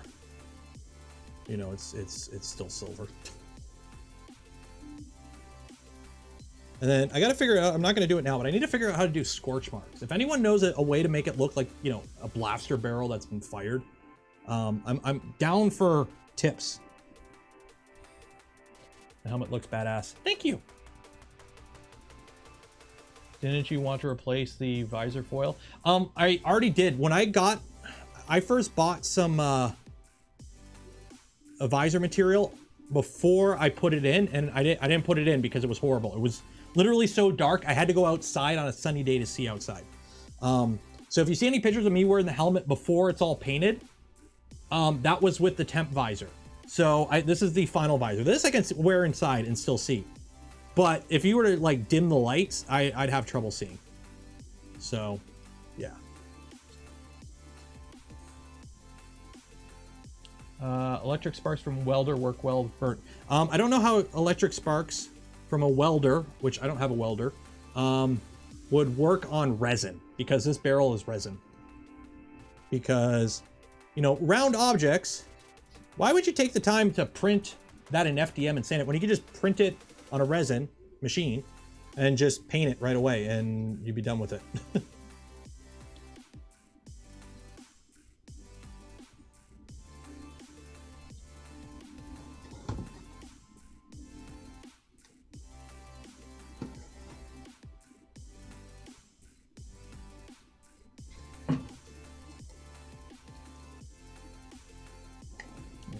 So I don't know if you can see what we're doing here, but you can see the tips there.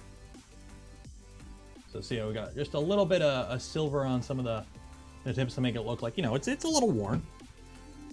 It's seen some use, you know. Remember Jeff the Mandalorian here?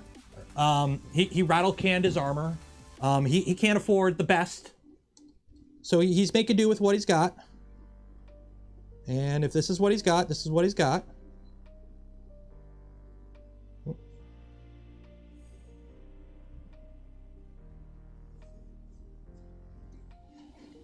If it ain't broke,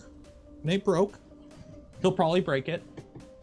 So, somebody was saying a Tiki Torch. I might do a Tiki Torch. Just get a Tiki Torch and just run, or just burn some paper, and then just kind of like whiffle it underneath and hold this upside down and just gonna go woo, and see if we get some torch marks. It's probably spelled Jeff. Yeah, because it's Star Wars, right?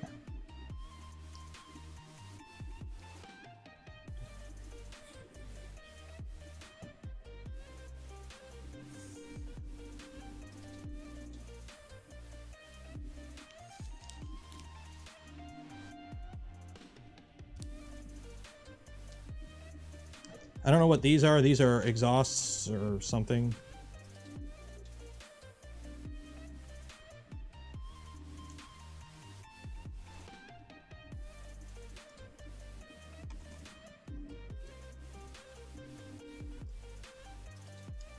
Yeah, so see what we're doing there. We're just doing just a little bit of wear, just to make it look like it's been, you know, scuffed up.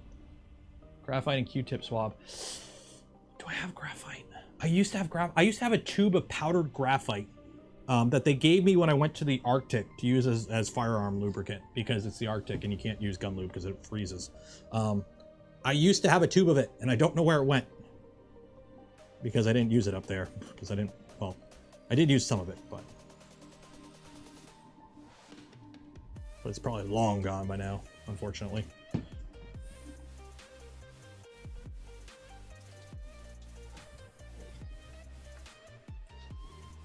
Candle ice, yeah. That all. See you, Cheetah Kid.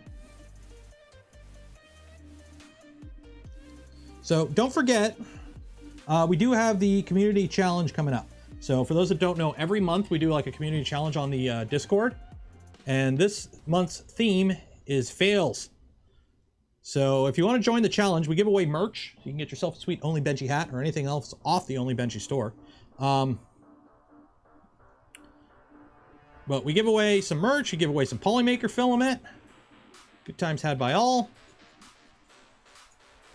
So make sure you join the community Discord and enter to win. So if you had a fail, any sort of fail, 3D printing related, you could enter.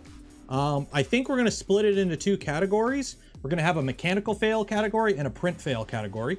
I think we'll split it up that way.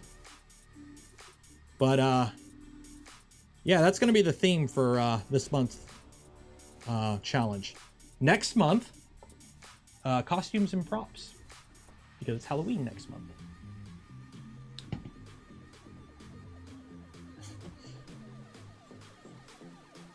It's gonna be cool when the costumes don't work to a Ren Fest. I can't. This is a post-imperial, not pre-imperial, so I can't wear it to a Ren Fest, unfortunately.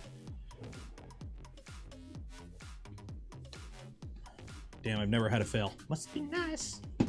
I've had several fails. I've had many fails over the years. We had a fail earlier today. Ye old Mandalorian. There actually is a category for that in for Mando suits.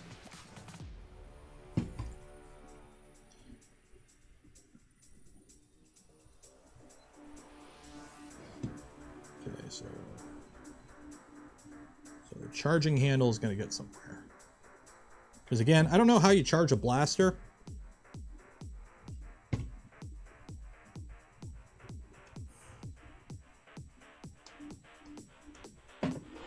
Like, I don't know what charging, because on charging a firearm, you're cycling the action to either load a cartridge into the chamber or unload a spent cartridge from the chamber, or load a cartridge if you're emptying it.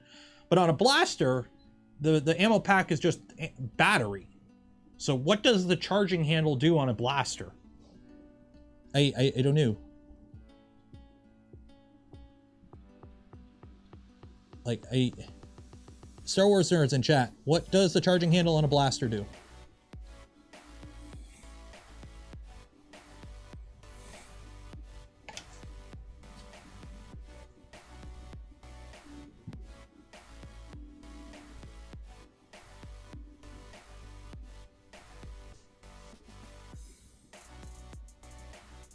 Lock the battery compartment, except the cable to be charged overnight. Set photons to sun. Eject spent capacitive battery in it. But you wouldn't have something up there. You would have something near the trigger group. Because I have this thingy. Is this thingy... Like, let's be honest. We're just doing this. We're going... Oh, that ain't the battery I can use. I could just... In. Pew pew pew pew. Oh no, all done. Reloading. Pew pew pew pew. Like,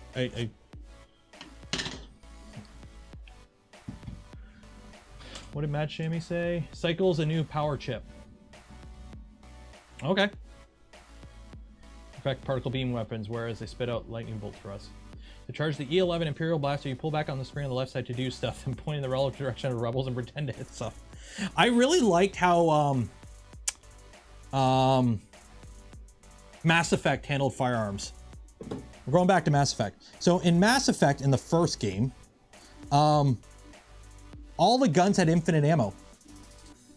Because the way they did it was basically, with Mass Effect technology, you can accelerate stuff to the speed of light using electricity. Because Mass Effect, the element EZO, element 0, when you give it an electrical charge, it lowers the mass of objects to 0, which allows you to accelerate to the speed of light.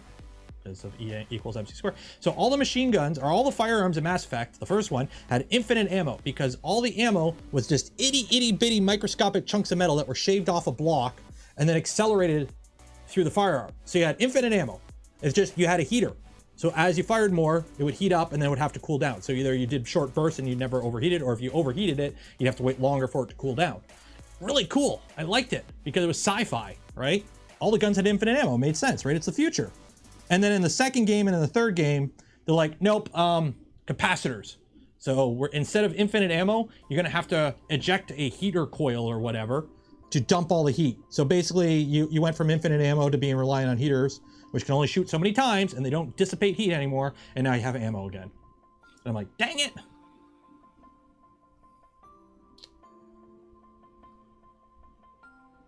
Charging hand reboots the blaster after a misfire.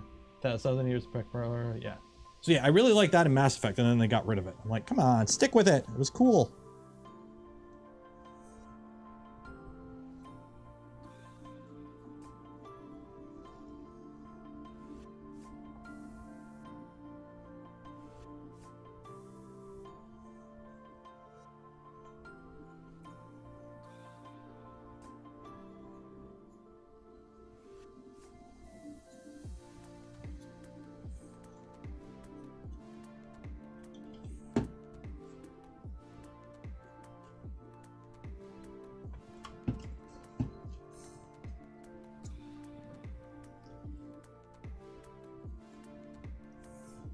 I'm trying to see. I'm trying to remember what sides I've done, what parts on. So I've done that.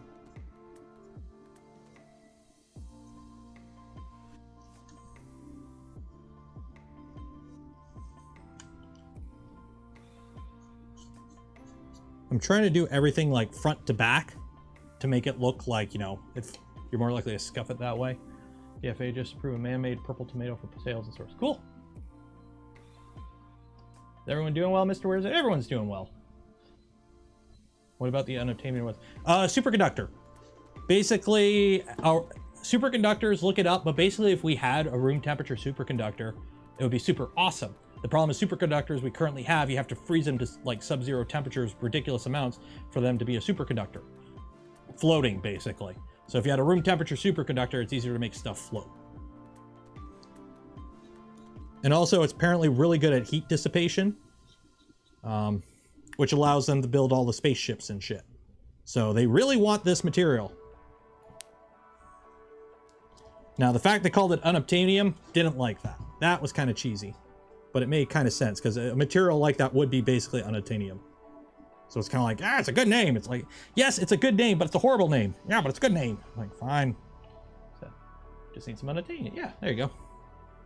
Well, it's like Mass Effect, they had Element Zero, which was just... Here's the thing, you need a MacGuffin. You basically, in a sci-fi universe, to do a good sci-fi universe, it needs to be easily explainable with one small change. So in Mass Effect, all the technology works because we found Element Zero. It's an element, you give it electricity, and makes stuff weigh nothing. Boom, sci-fi fast travel. If it's in people's bodies, it allows them to use their body's slight magnet or electrical field to do levitation and shit. Basically, you know, telekinetics and whatnot. There's our thing, that one thing that we changed allows us to explain everything else, and we're good. That's how you do a good sci-fi. It's grounded in technology, but with one change, or a minor change. So you gotta let something happen. The Martian, okay? The Martian, really into the tech. Like if you've read The Martian or listened to the audiobook or even watched the movie, it's very grounded, except for one thing, the dust storm. At the beginning of the movie, the dust storm that like almost kills Mark and strands them on Mars and almost knocks over their spaceship, that's why they had to leave him. That wouldn't happen because the atmosphere on Mars is so thin that it's only 3% of what Earth atmosphere. So even a dust storm of that speed, there's so little actual atmosphere there, it wouldn't blow you over. They would have been fine. It would have been dust. So they wouldn't have had, so that was the one thing he let it slip to explain everything else. So you need something. You need to fudge one thing and everything else falls into place. That's how you do good sci-fi, in my opinion. Or you could just do fantasy and just let everything go. And that's Star Wars. Star Wars is fantasy in space. So you just let everything go with that. You don't need to make sense of anything with that.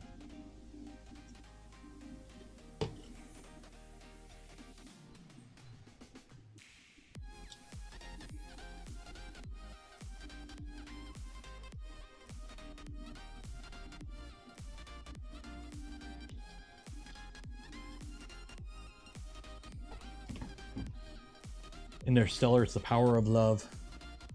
And awesome directing by Christopher Nolan. I haven't read Project was it Project Moonshot? Whatever the second one is, or Project Hail Mary. I haven't looked into that one yet. I gotta do that.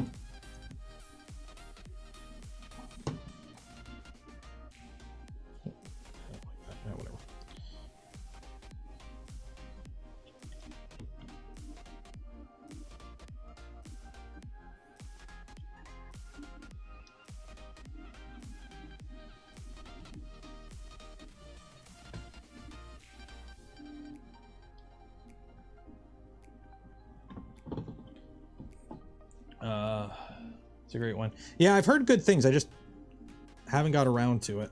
Might buy the book one day. Was as good or better than The Martian. Nice, that's good.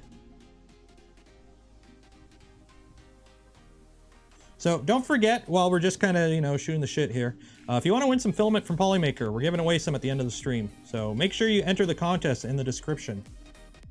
Because, I don't know about you, I would like to win some free filament. I'm sure you would too. Or most of you would, at least. Except for you, Bob. Bob, I know you already have enough filament and you gladly pass on it, so. And no, not you, Bob, the other Bob. Ready Player One was really entertaining. That was a movie that had a great premise that was just bleh, in my opinion. Like, yeah, let's do this. And then just I didn't like the plot points. It was just bleh, in my opinion, unfortunately.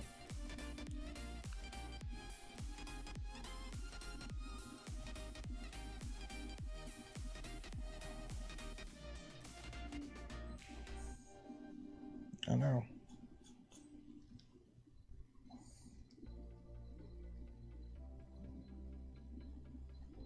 I watched it once and I'm like, yeah, Halo and, you know, Gundams. And then it's like, wait a minute, this movie ain't actually that good. Book was better than the movie. That's what I've heard. I heard the writing was just not, you know, it was very not, you know, it ain't Tolkien, put it that way. You know, I knew, like, of course it's not going to be Tolkien, but you know what I mean.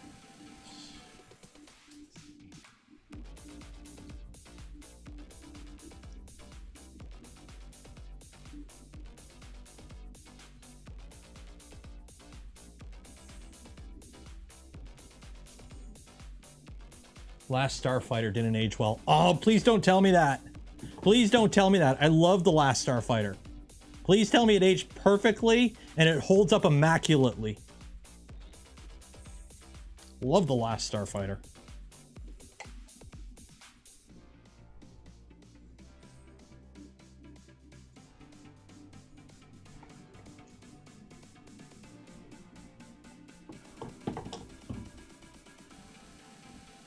Print a bonsai 3D print the frame too. That would be a good idea to print a bonsai 3D printer, print the frame too. Well, I built the bonsai. It's a fun build. If you print the frame, you might be okay because there ain't much on that printer. So you might be able to fudge it. It was cheesy then. I just want Death Blossom mode.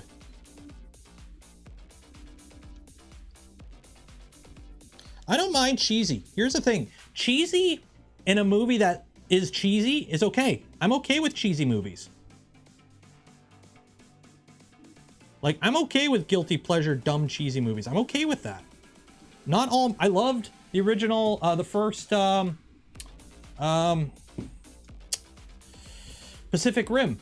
It's a movie with giant robots fighting aliens that come in through the ocean. Awesome. Because it's a movie about giant robots fighting aliens coming through the ocean. You're not supposed to take it seriously. If you're taking it seriously, you're doing it wrong.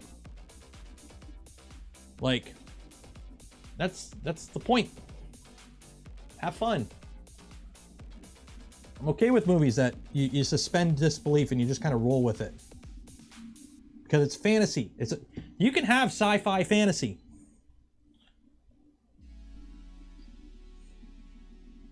Like, that's Star Wars. So either you have sci-fi or sci-fi fantasy. Those are my two categories. If it's sci-fi, you got to make it a little bit more grounded. But if it's sci-fi fantasy, YOLO, have fun.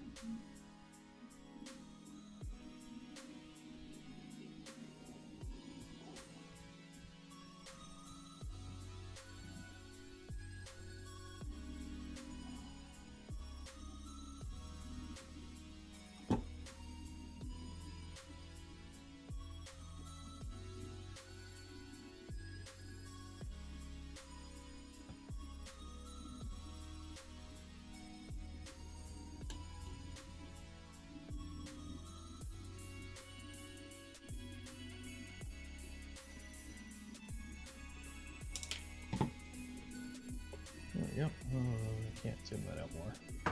Move it back. Here, actually. Ta-da! Da, da, da, da, da, da, da, da, da, da, da, da. There we go. Battle damage.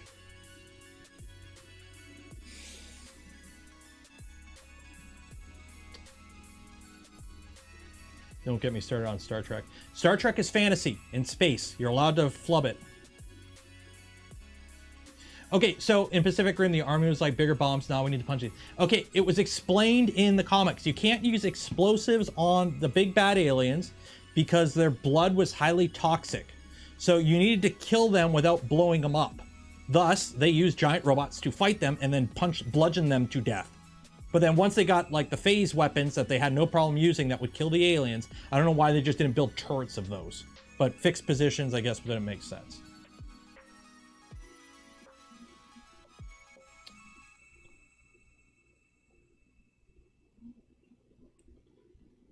Firefly, Serenity, Space Cowboys. Edge of Tomorrow. Edge of Tomorrow was so good. So good. Marketing killed that movie. That was such a good movie.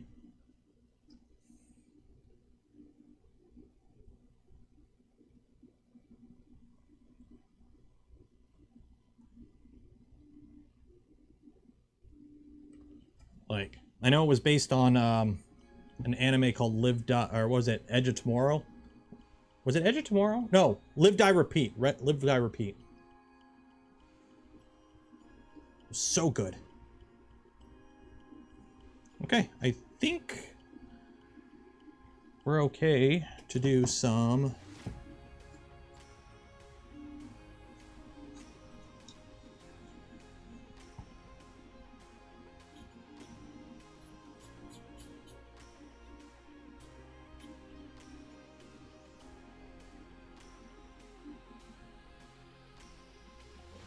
I'm trying to think. So if this is a blaster, this is a horrible design for a blaster, by the way.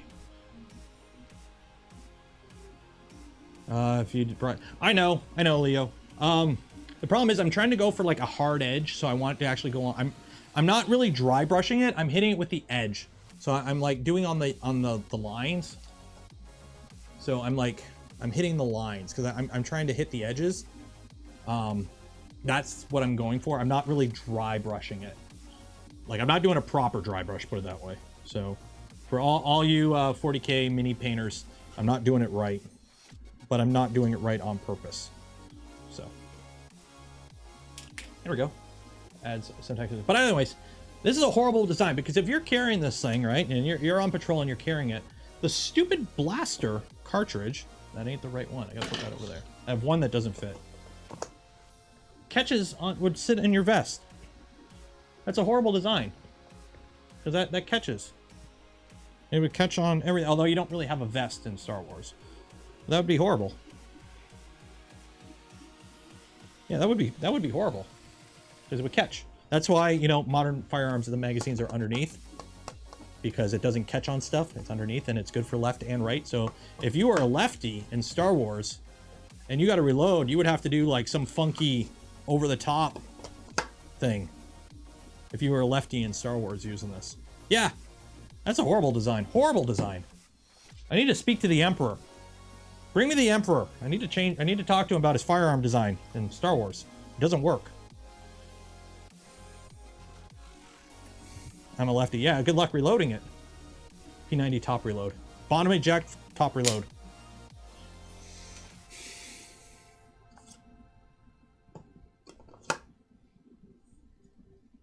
you need to wear on the grips.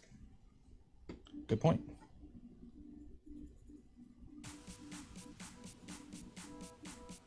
Go, go, dry brush, do your thing.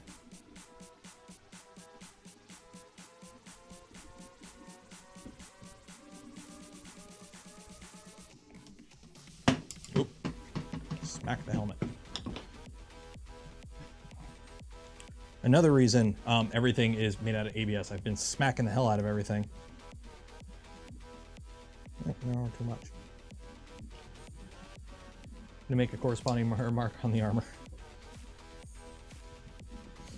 I need to speak to the Emperor about the design here. It's not practical for our troops. I want to talk to who bid on the contract, because they obviously did not take the market research. We reported this issue during trials on Klindathu, and obviously those trials weren't listened to. So we need to speak to the Emperor, because we need to talk to somebody, because this is going to affect casualties on the battlefield. We're not going to have well-trained troops. Do you want your clones carrying in insufficient equipment?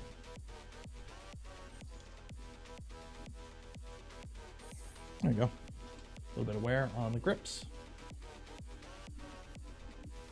There we go. There we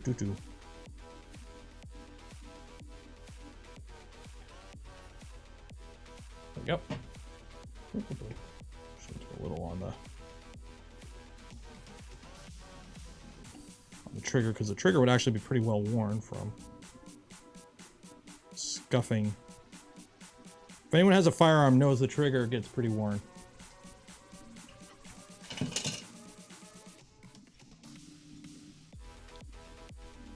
So we get some lines here.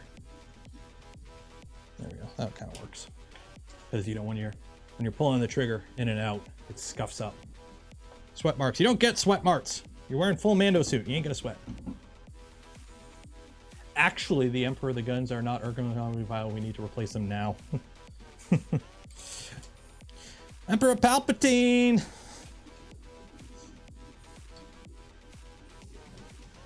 Turning into a Chris Perillo stream here. Not saying that's bad, it just only gets worn if you use it. Oh, snap. I'll let you know I carried this in the Battle of... I can't name any Star Wars planets right now. I know, Tatooine. That's like the only Star Wars planet. There we go, okay. So that's that. So we need to do some wear. So let's get the helmet out of here, because the helmet's already worn. You can go in the bamboo. There you go, helmet. So we're gonna need this. We're gonna need these. Actually, shoot, I need a little bit more paint, because there's one area I missed under there. I need to fix. Not much as a Star Wars guy. I am enough that I can have some fun with Star Wars. I'm not like a huge Star Wars nerd. I don't own any like Star Wars toys or anything like that. This suit, this Mando suit I'm making is literally just for fun. It's, you know what? It looks cool. I think it looks cool. Let's make it. Let's make it. Let's have some fun. That is literally the whole point of this. Is just fun. What's wrong with the bamboo? Oh, I need to, it's got a jam in it. And the cutting hand, the little thing that cuts the filament, is jammed up. I gotta do a little sleuthing to fix it. But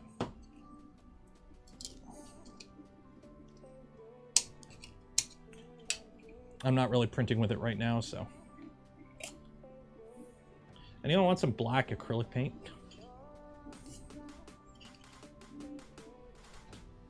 So I need a brush. Actually, I got one over here. Brush, brush, brush, brush, brush, brush. Wife Martini's got a bail. Good night.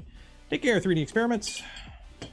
So we're gonna do one side of this at a time, obviously. Absolutely want black acrylic paint. Okay. DM me, no, I can't send anything to John, because every time I try to send something to you, it disappears into the void. So we're not going to try that. Oh, the forward grip. You're right. I didn't do anything on the forward grip. 1 second here. The thing is, the grips are rubber. This is bed liner. This is bed liner. So I want the grips and the buttstock are bed liner. So I kind of want them to not be too worn.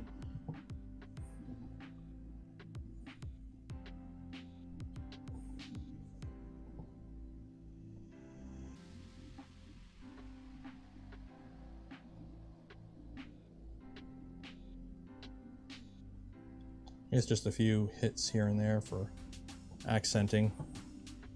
Be kind of okay.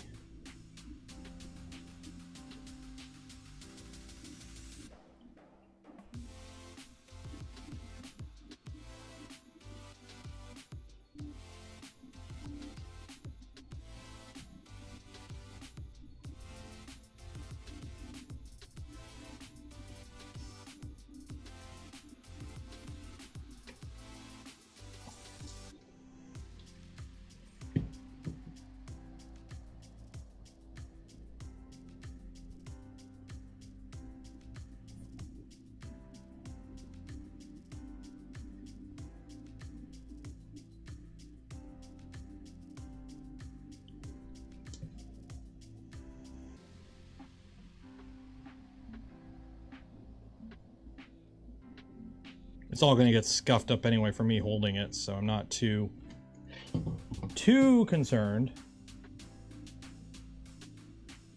Did I do both sides of that? And then I did both sides of that, yeah.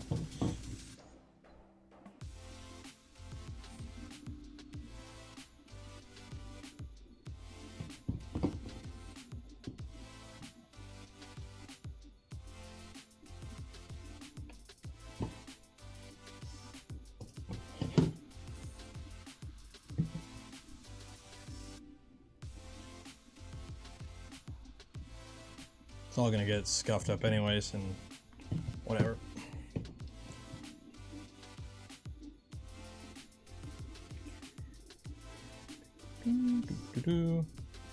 Sure, some people in chat are like, oh my god, he's ruining it.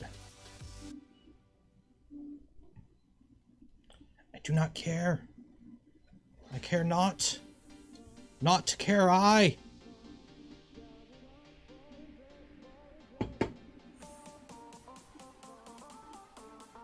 There you go.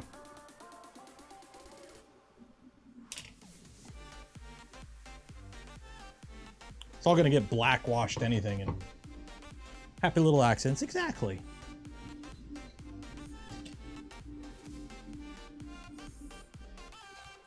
Ain't no mistake, just happy little accent. It's still missing the black wash. Yeah, we're gonna do that right now. I also dry brush that silver over the whole high point area of the forward grip. I've done some. You don't really see it. You don't. I've already done it. You don't see it. Oh shoot! Every time these wise I could do a different day. I'm not gonna glue anything on tonight, anyways.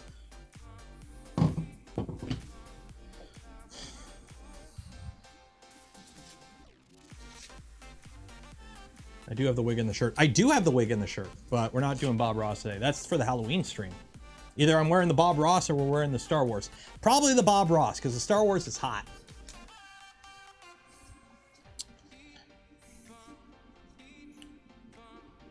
How accenting the edges of that improves the appearance. Oh, it does. Like, look, like, this is it now. And again, this is like a distance. I don't know how it would look on your screen. Let me pull it out here.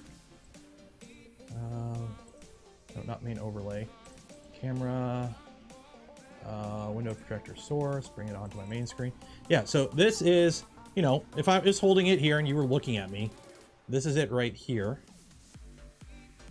And then you don't see this side, which it sucks because this has the magazine in it, right? So you don't see this side. So this is the side you don't see, which would be the cool side of the C. This is the cool Daniel side of the blaster because it's got the magazine.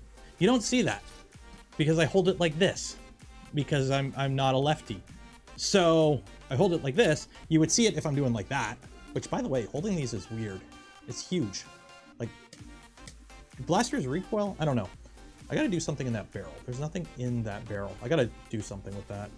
But yeah, so yeah, I'd be holding it. So unless I held it like that, you wouldn't see that side. Oh man, that does look so much better. That looks so much better with the little accents that we did.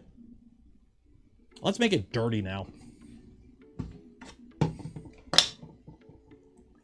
Mags using magnets. Yep. I got the little 3mm neodymiums in there. It's supposed to use bigger ones, but I'm not going to buy magnets if I've got a million of them from Voron stuff. And then there's magnets there, and they just stick. And it's enough to hold them good enough, but because these don't weigh anything, right? They're just empty plastic. That's why people are like, oh, put batteries and LEDs in there so they light up. I'm like, no, it's heavier. This thing already weighs. Yeah, where's my scale? How much does the blaster weigh? I think we already weighed it, but we'll find out.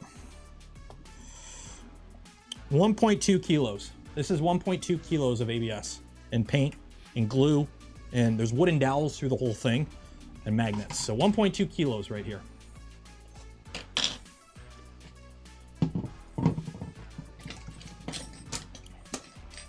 C'est une grande femme chien. C'est une grande femme chien. You're holding it wrong, Apple. Did I use the PIF profile? No. But yes. It's the same for walls. I did drop it down to, I want to say 25% infill. And I did drop the speeds down, and actually pretty much all the ABS was printed with no fan. I wanted these parts to be strong. So there's like no fan in a lot of these parts. And this is actually like 7 parts here. The barrel's apart. This upper block here is apart. This part is apart. This middle part is apart. This part is apart.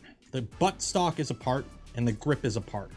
So there's one long tube, or one long 1/4 inch or 1/2 inch wooden dowel that runs all the way down here.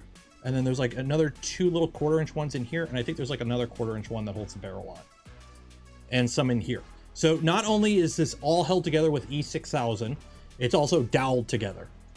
So it all lines up perfectly. And there, you could tell there's some spots that had like Mando filler and whatnot to fill it all. But this wasn't textured either.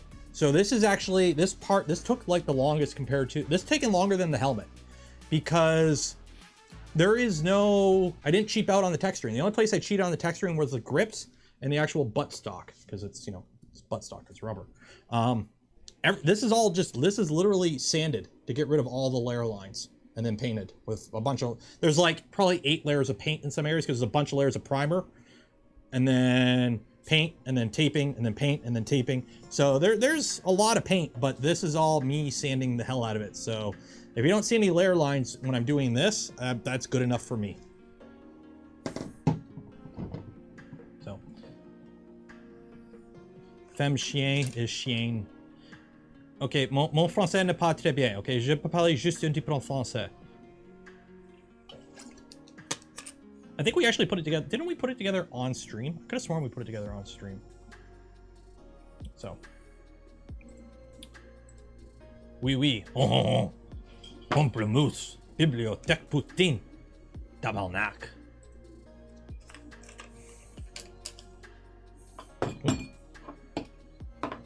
Okay, so what is a blackwash? You take a cup. You put some water from your LTT store water bottle in there. You take black acrylic paint. I'm not using this stuff. This is satin. I don't want to use satin.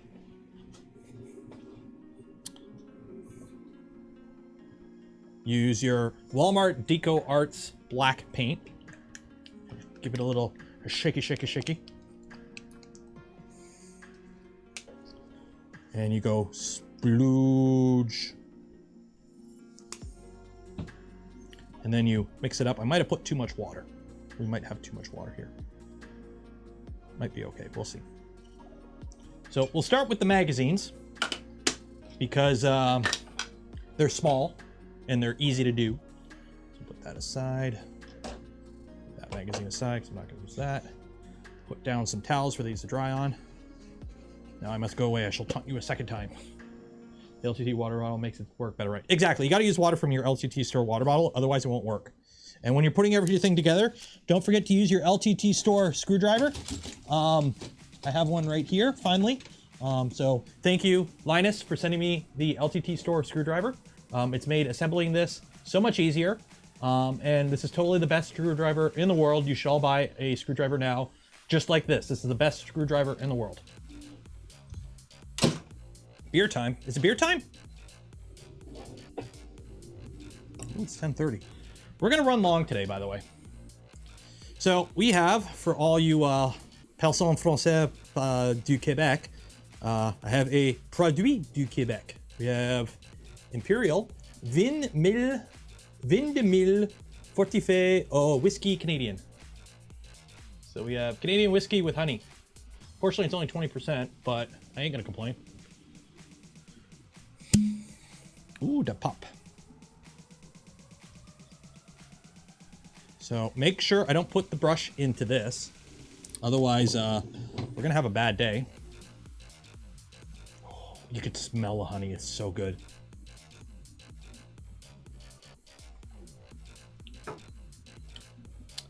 Did you out the 90? Oh, I could put some ISO in there and bring up the alcohol percentage. Who doesn't like drinking in Quebec? You drink because you're in Quebec. Let's be honest here. Normally we get into the fun, the happy water a little earlier, normally around 10 o'clock. You got your chaser. What chaser? It's honey whiskey. You don't need a chaser. You're drinking honey that gets you drunk. And it's 20%, so we ain't gonna do shit. So, we've got our, that. We got our towel. Bought a rye whiskey today. Nice. I'm actually all out of rye whiskey. I say that every stream. That doesn't mean I have a problem. It just means I haven't bought any in a while. Just slather it on. Yeah, this is thick.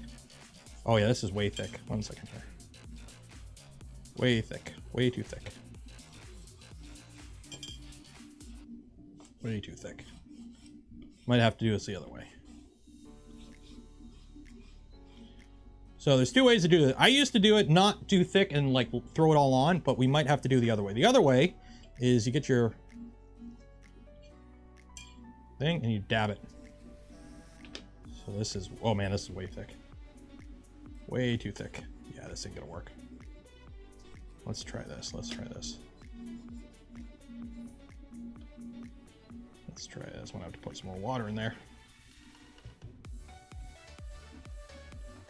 I might save it. Might save it. You're not trying to make it like, you're not painting it black. You're just basically making it like it's, you know, dirty. And you dab it off. Yeah, that'll work. So let's water this down a little bit. This is way too thick.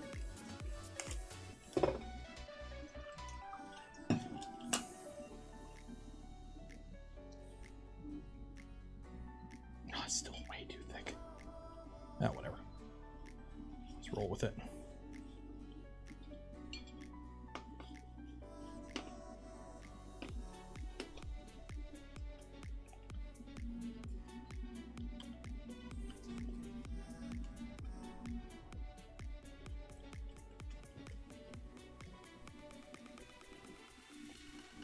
What I hear a bump.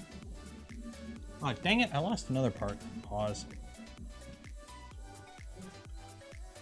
Oh, it's that stupid little, okay, you know what? I know what killed the print the first time. Cancel the print.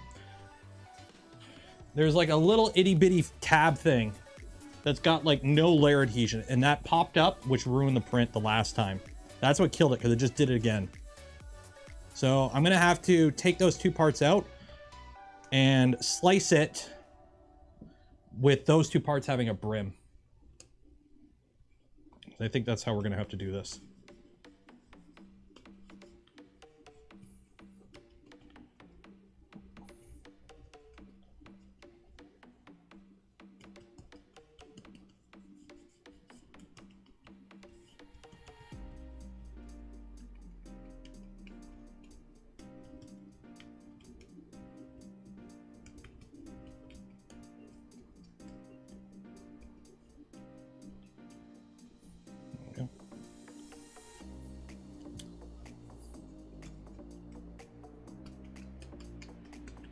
Do you use the exclude object?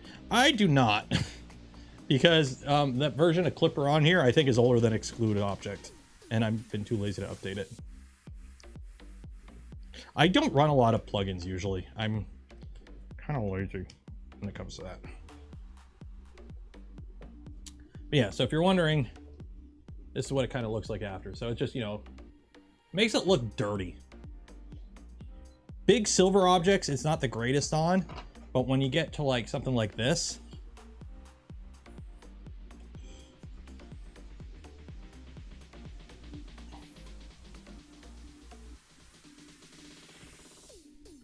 so what I normally do is I do it pretty, not this thick. This is way too thick, but I'm gonna try this way. Because there's two ways to do it. You either dab it on, or you like slather it on, let it dry for a minute, and then pull off the excess. I like the slather it on method because it gets into all the nooks and crannies.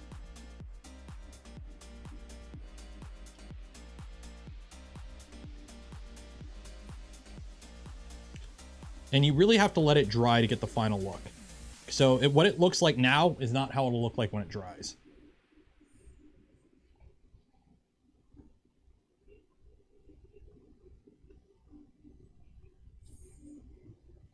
Wax on, wax off. So let's thin this out a bit. Let's see if we can do it the way I normally do it. And hope I don't spill this. Yeah, there we go. And also, you want to do this over something that you don't mind getting filthy. So don't do this on your, you know, on your kitchen counter.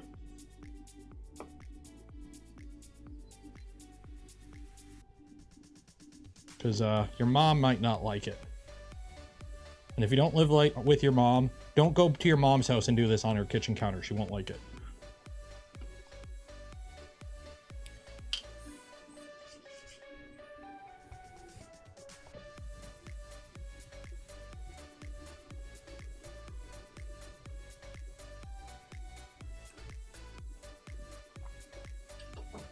Exclude object is built in. Yeah, with the new clipper. Which this is not. So let's go ahead and fix that. Yeah, so what it is, and this is what happened in the last one. Not this guy. Control Z, Control Z, Control Z, Control Z. There's the old one. Okay, so we'll go back to 250 with ABS, discard. On which machine was this? 2.4. So yeah, it's these guys right here. This guy pops off and it's got like no layer adhesion. So add setting. Where is it? Brim. Where's brim? Skirt brim.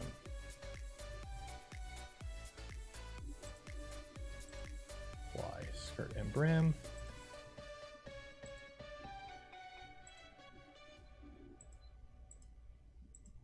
Y, range, everything.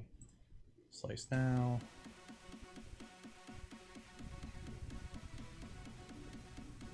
Put the brim on. Let's see if it does it. Anyways, you do that. Back to this. And then you dab off the excess. And when you do it, you want to kind of make sure you're not leaving a pattern with your cloth. You don't want to leave a pattern. There we go. So you got to dab it. Don't like slather it off. You just want to dab it off. And it should look, you know, do this. So now it looks kind of worn and weathered. Don't be afraid to build it up, multiple coats. And then also you can cheat, you know, some of this is going to be overlapped. So if you don't want to do the whole thing, you don't have to. There are ways to save time with this. There are ways to save time. If you want to. Matt Shammy gifted 1 community membership. Cheers. Did you enter the width for the brim? I did not. Do I need to?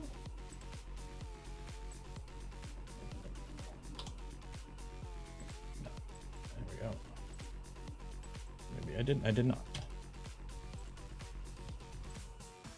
Slice down.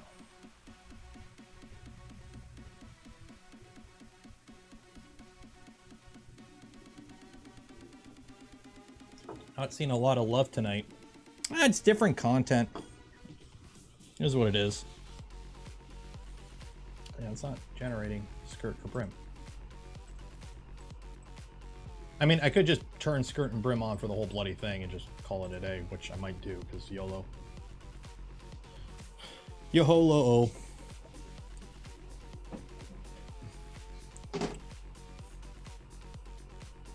KB3D, $20. Cheers, man. Love.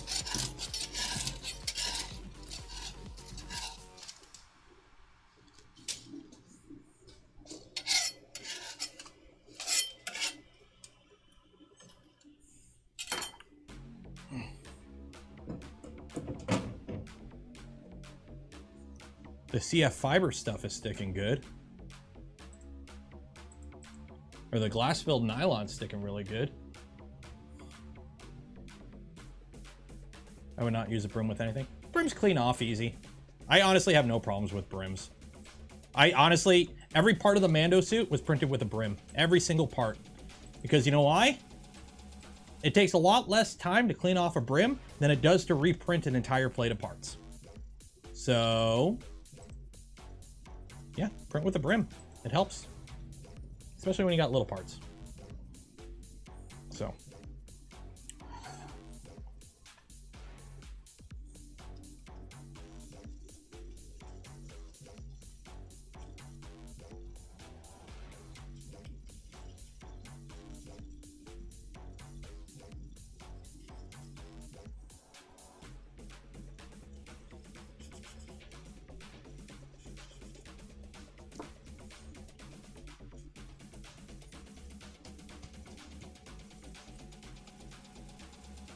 And wear gloves when you're doing this, by the way. Don't do this without gloves on. You will not have a good time.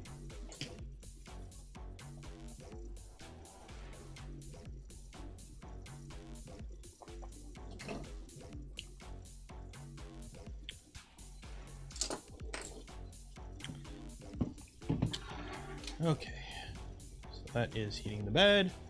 That's printing fine. That's printing fine. We're good there, we're good there. Okay, next, this is gonna make a mess. We're gonna have to do this in parts because I need to get a bigger one of these. I was at Walmart today and there was a purple one that I almost got because it's purple, but then I didn't. So maybe I should go back and buy it. But yeah.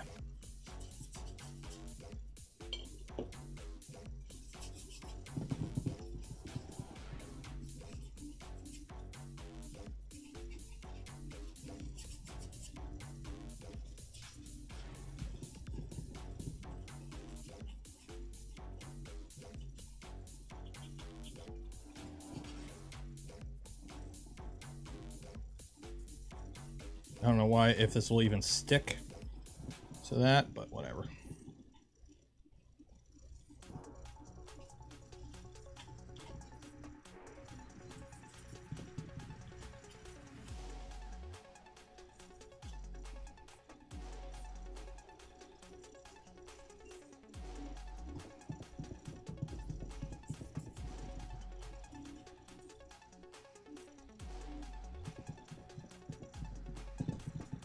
Okay, now we'll let that dry for a little bit.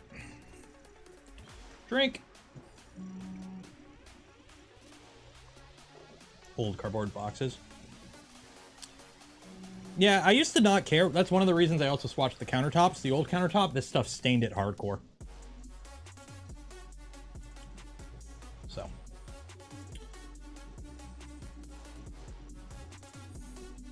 Did anyone here, it's probably a little late, I don't know if Sanity's here. Anyone here go to the Czech Maker Fair today? Or was it yesterday? I don't know.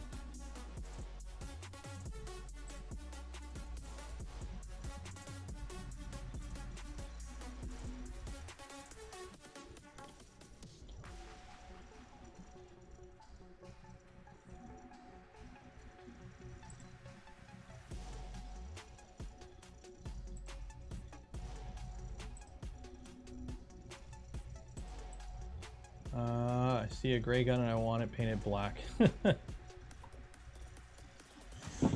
Well, we're painting it dirty. Which I don't know how much of this will even show up. Like, that's...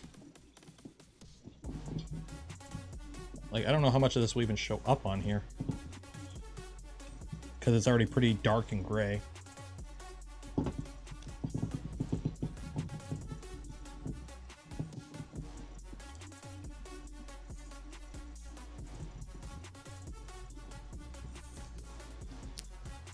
Okay, there we go.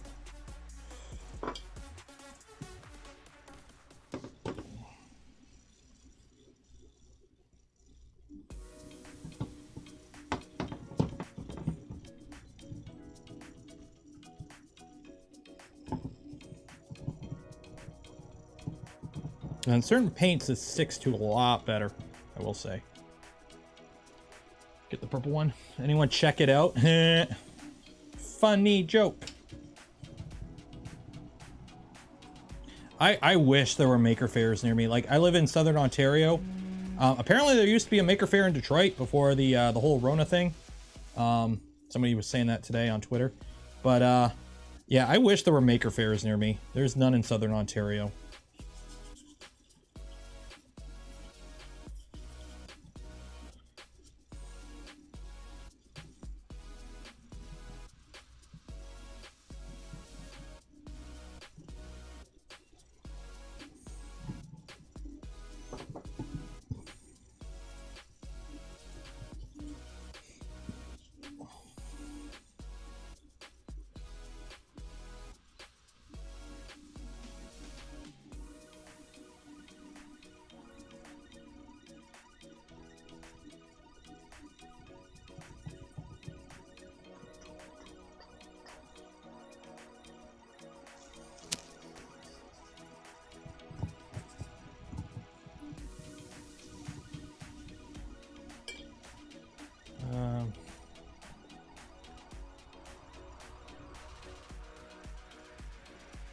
Make a Rona fair.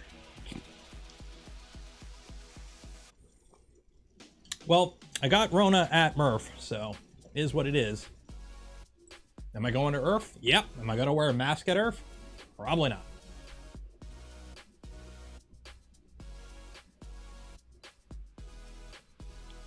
Well, this one has lasted for a while. They don't put heat on them.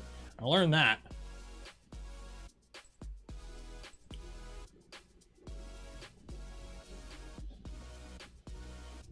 Why are you making those funky noises? Oh, you're doing a lot of infill on an overhang. That's why.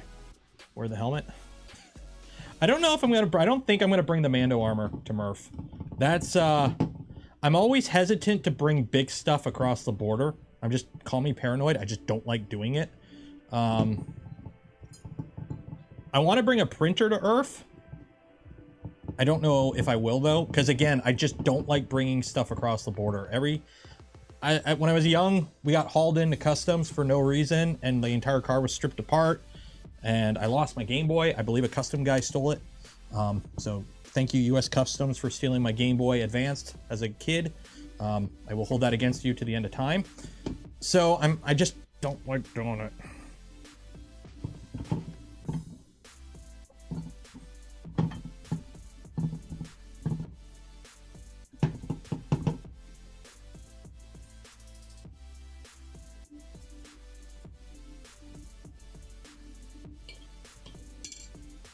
Have I tried a silicone mat? I have not. I probably should. Just because stuff likes to slip around a lot on these mats.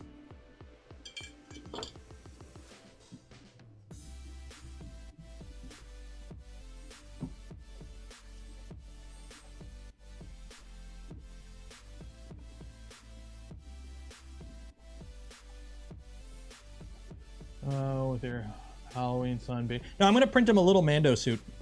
I'm gonna download one of the generic, not that great Mandalorian suits off like printables or Thingiverse and just print it out for him. I'm just gonna print the helmet, the chest piece, and the shoulder pads, and then just give him like a little blaster or something, and just like do a little video on making a quick suit of armor for him. because I don't even think I'm going to finish it. I'm just going to print it in silver ABS, which Polymaker sent me, or PLA even.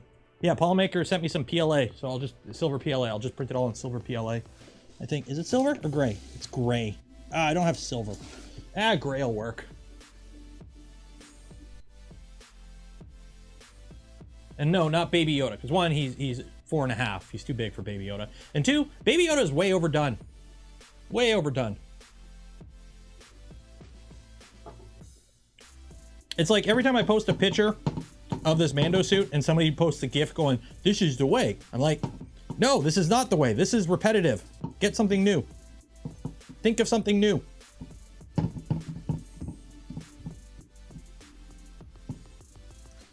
Okay, so now we gotta let this side dry for a while.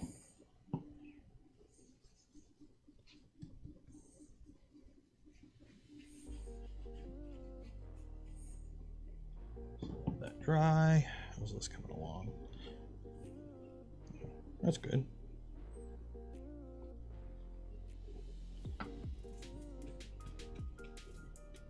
That's good.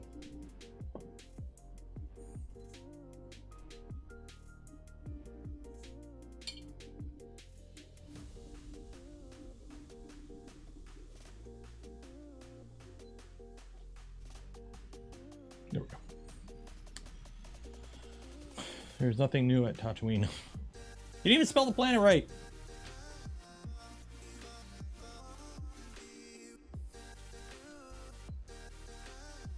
Kid Mando suit.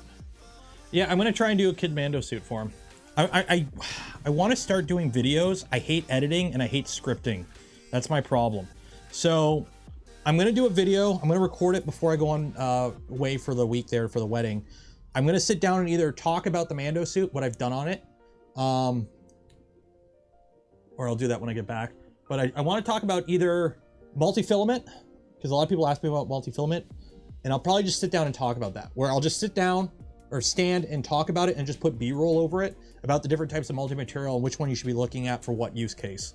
Because I get a decent amount of questions about that. So I think that's something we can kind of talk about. Murph and Urf are the closest ones, aren't they? I'm lucky about 40 miles from Goshen where they are. I also took home the Murph bug. One freebie I didn't want. Yeah, I got it. I live, basically, if you know where Detroit is, I live south of there. So Murph for me is about a 4-hour drive. Urf is like 9 hours. If I just straight beeline it there and don't hit anything, it's like 9 hours.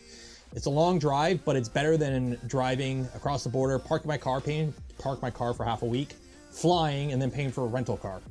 So I'd rather just drive. A little bit more time, but then it costs less.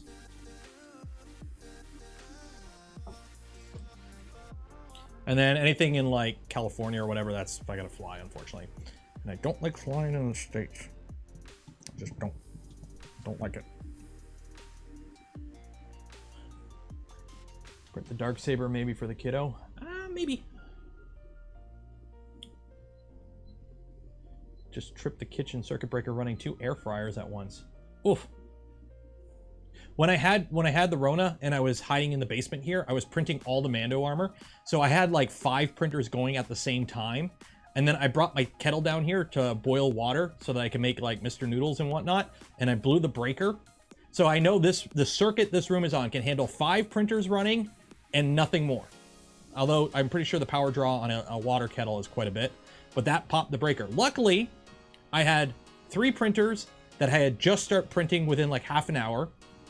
And the other 2 that were like 6 hours into like a 12-hour print are on the UPS. So they kept going. So I was lucky there. But my printer, well, the problem is I got so many printers. I only have 1 UPS. I got a 1500 UPS, and this printer are on it, if I'm mistaken. So V226 and the LDO V2 are both on the UPS.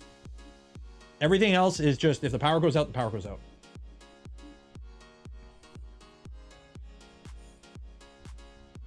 What is OCMF?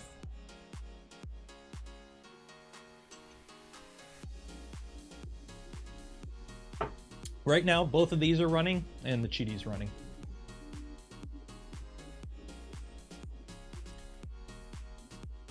I was really looking for, I really want to work on the Death Racer, but I can't. Or I don't want to. OC Maker Fair. Okay, that makes sense. Yeah, I think Steve went to that, if I'm not mistaken.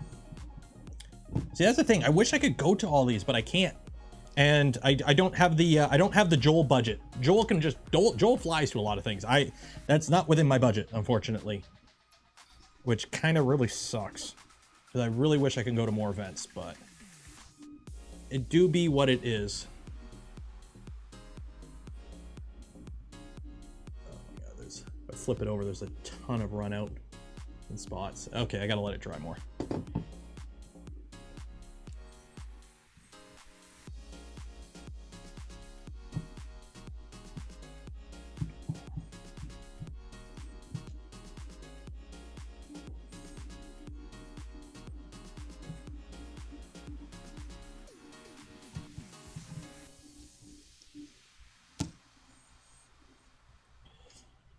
People think they don't be like that.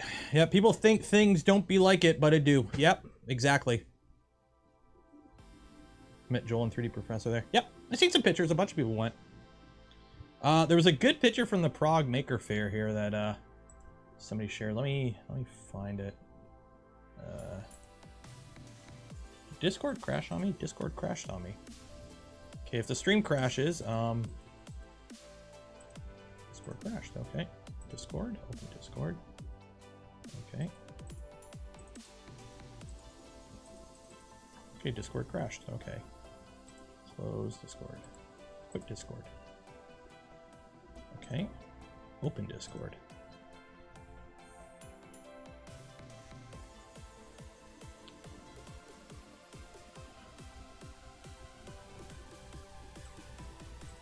There we go. Yeah. Mad Shammy, you got a huge beard, man. I'm not gonna play the video though. Play that after stream. Okay, let me find the video here, or the picture.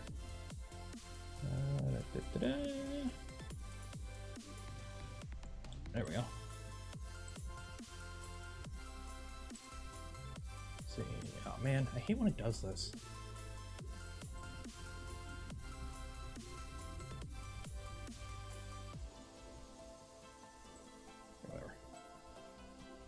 There we go. So let's see here. So here we go. A very happy customer with a he owns a distributor of this product. So he's finally got some merch for it. So he's very happy. So there you have it there. A very happy seller of Voron parts or Voron kits has finally received a shirt for the product that he sells. So I don't know what else this person here does, but I know they sell Voron kits and they finally have a shirt from the Voron design team. So that person looks very happy to have a shirt for the product they sell. I don't know what else this person does. I think his name is Bob something, Bob Sif or something. I'm not sure, but yeah, he looks very happy.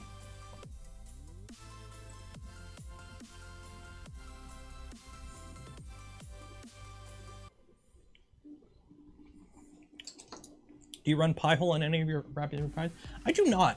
I have my home server, which I really need to upgrade because a first gen Xeon from 2009 probably isn't something I should be running in a computer nowadays, but I am, along with DDR2 RAM on a consumer level motherboard. But I have that and it's running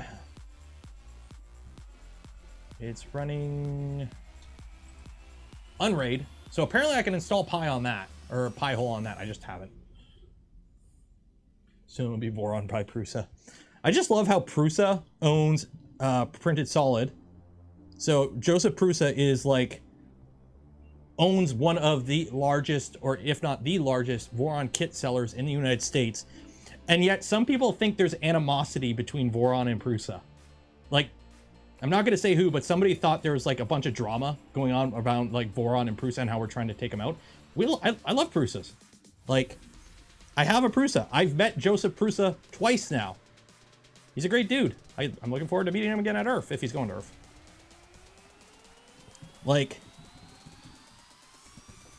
It's fun times.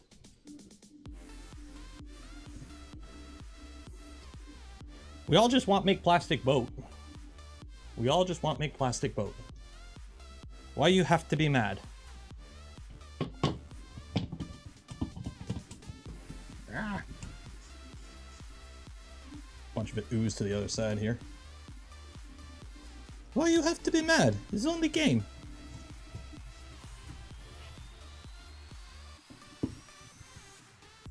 Hello, I am Jordan. Hello, LDO Voron by Big Papa Joey P. Oh, nope, don't put the liquor next to the bottle of paint and water and acrylic. Why would there be drama? I really don't want to say it, but some people think there is drama. And don't mention it. Don't go after them. Don't just...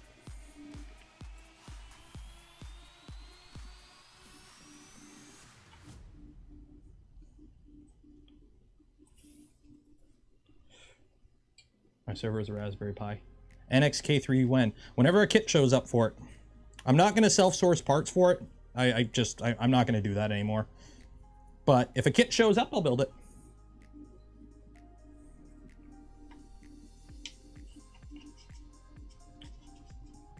And last time I talked to Mental, there was something about that potentially in the works at some point. So wait and see. And that was at Murph.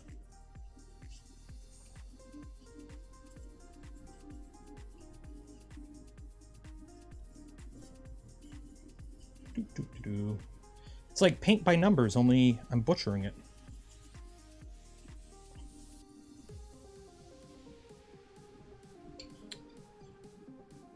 Also wants to earn money while printing plastic boats. Yeah, good for him. I don't blame him. I'm earning money by, well, making things that make plastic boats. Although right now I'm earning money by, you know, well, not earning that much money tonight, but painting. Like, it's a business. It is a business. Like, it is what it is. It's like some people are angry that Joseph puts his name on everything. I mean, it's the brand. Oh my God, if I bought a Ford car, it would have Ford badges all over it. Who'd have thunk it?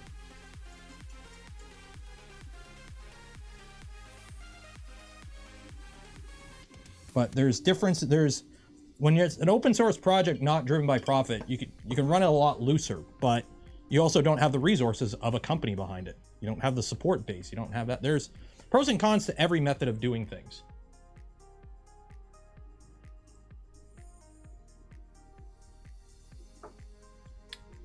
I met Joseph at the Bay Area Maker Fair. I was standing next to Conan O'Brien at the booth at the same time. What?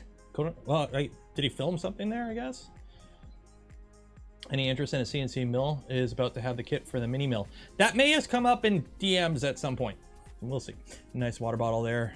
Did you get it? Yes, I bought this. Are you getting the screwdriver? Yes, I bought the screwdriver. It will show up. I'm wave 1. I ordered the screwdriver on stream.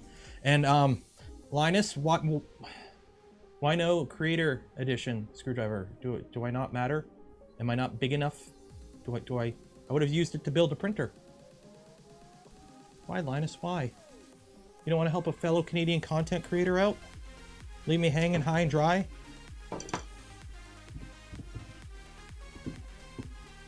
Linus, why you do this? Linus, did you get the silver shaft? I did. I got the most commonly ordered one, black and orange with the silver shaft. Although I forgot, I should have ordered the bits. I didn't order any extra bits, so now I got to make a separate order to order the bits because I need the hex bits. Obviously, we're gonna need the M metric hex bit. Still open source hardware they just happen to sell. Yeah, and they offer full support with it and warranties, and you can buy them for schools. That's one of the reasons they bought Printed Solid, is so they can sell them to the educational and business market in the US, along with the military market. Because a lot of businesses and schools require that you purchase stuff from American companies. So, you know, the printers are built in the Czech Republic. It's being sold by an American company. So. What time are we? 11? You guys want to run the stream tonight late? We're going to run the stream tonight late. You guys okay with that? Or do you want me to... I'm assuming you don't want me to end it now. You guys don't want me to end it now, eh?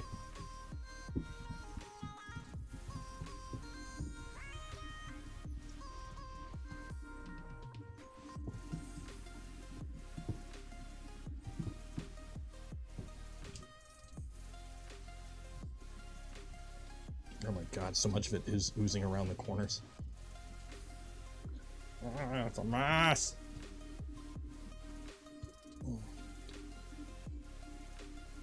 Let it ride. Okay, we'll let it ride. Although my phone went off and I gotta see who it was, just in case. But I can't because my hands are covered in stuff. 1 second.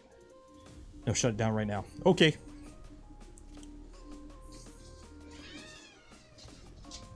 Oh. Oh, you wanted to say hi? Okay. Well, somebody wanted to say hi. Oh, he's like whining. Oh. What? Come down here just for pets? Oh, yeah, his right ear is starting to bug him again. So we gotta clean that. Okay. Oh, you just wanted to say goodnight? Okay.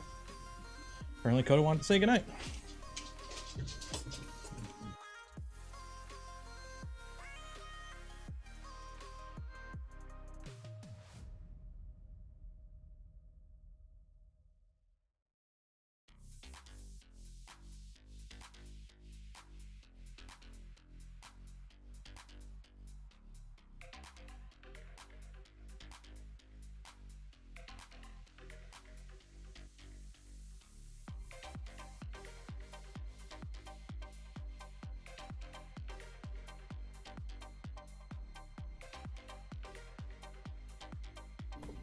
I am back. 2 doggo vids. You guys are spoiled tonight. 24-hour stream. No, I've done a 10-hour stream. That's about it. That's all you'll ever get. I don't think we'll ever do that again because yeah. If I ever do find a studio to rent, we'll do another long, like, day-long stream, because I'll probably have to do that to hopefully make up for the cost, because I'm still looking for like a studio or something, and I found one today. 2,200 square feet, heated, cooled, plenty of power, 20-minute drive from my house, would have been perfect. It's $4 grand a month. So yeah. So, that ain't happening. Do we have any Saudi oil princes in chat? Any Saudi oil princes?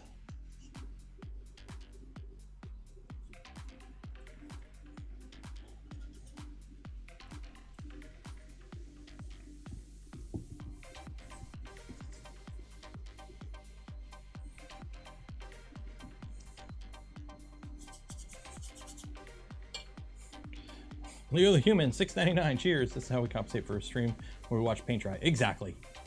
10-hour stream is insane. Yep. Did you ask if you can pay in benchies though? Any Russian oligarchs? I don't think they have any money left, or they can't give me their money anyways. 4,800 a year. Yep. The channel ain't doing that good. It's doing okay. It ain't doing that good.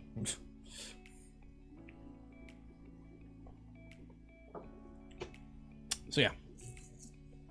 And then Joel's like, he messaged me on, he replied on Twitter. He's like, oh man, I totally split that with you. 1, $2 grand is a little too much for me still. And 2, he lives in Seattle. I live in Southern Ontario. North Dakota is the midpoint between us. So yeah. That price bigger, buy a bigger home. That's the problem. Also, homes are stupid, and I'm not gonna buy a new home. Where I live currently is 5 minutes from my wife's work, and my son's school, which he just started school, so I'm not gonna put him in a different school this quick, is literally 10-minute walk up the road through a residential subdivision, so it's all nice and quiet. So he's literally 10 minutes to school, and my wife drives 5 minutes to work. So our house is in a perfect position. We got it before all the prices went crazy. We're not moving. Like, it makes no sense for us to move. So we're not moving. It would be dumb of us to move. So yeah, that's the downside.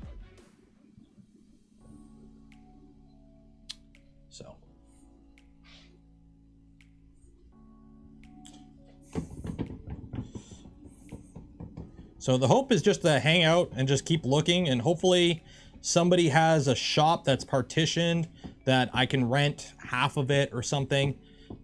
for a reasonable amount per month. I just need a cube about, you know, a couple hundred square feet. Power, electricity, heating. That's it. And cooling. I need AC. I'm not going to rent something without AC. It gets way too hot here in the summer. And the humidity is insane.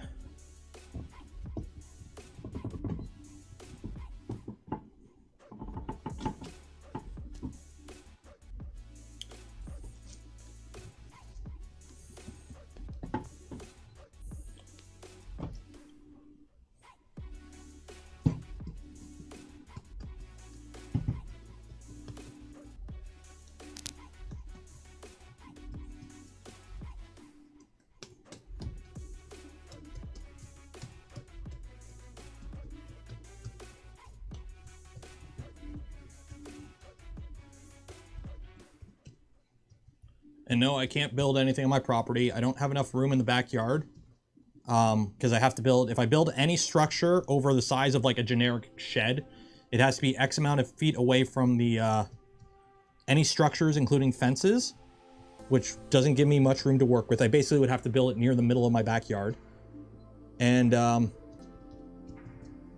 it's not worth it for the size I would be able to build. Like I basically would just be building a shed, which I'm already working on getting the garage converted into a workshop, so I can at least work out there and still use this as just more of a studio than a workshop and studio.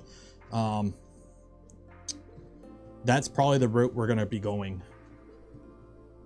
until at least the Mr. Beast collab.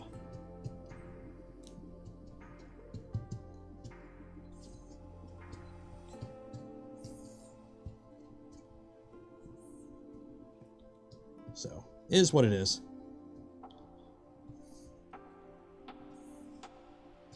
Downside of going full YouTuber at a channel this size, I don't have a full-time job to also pay for things. So, got to be a little restricted, especially when, you know, you have a family and a mortgage. Can't be as YOLO as if I was, like, you know, living at home and I went full-time on Twitch just playing, you know, Call of Duty. There we go. How's that looking? Is it looking sufficiently weathered? And then what I do is I go back after it's all dry and I hit a few more parts with the silver accent just to like brighten up a few areas that were already accented. I'm twisting it around like this to get all the paint that's like sitting in corners to like roll out and so I can dab it.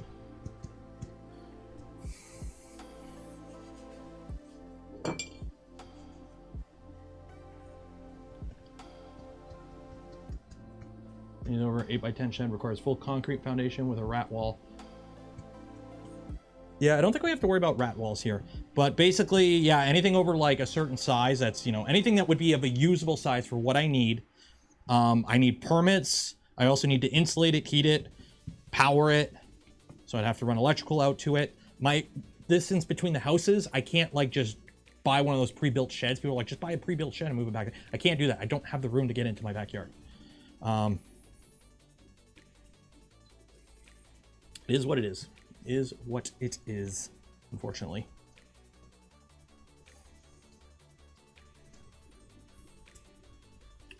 Okay, I think that's good. So we're gonna put this right here now and let that dry.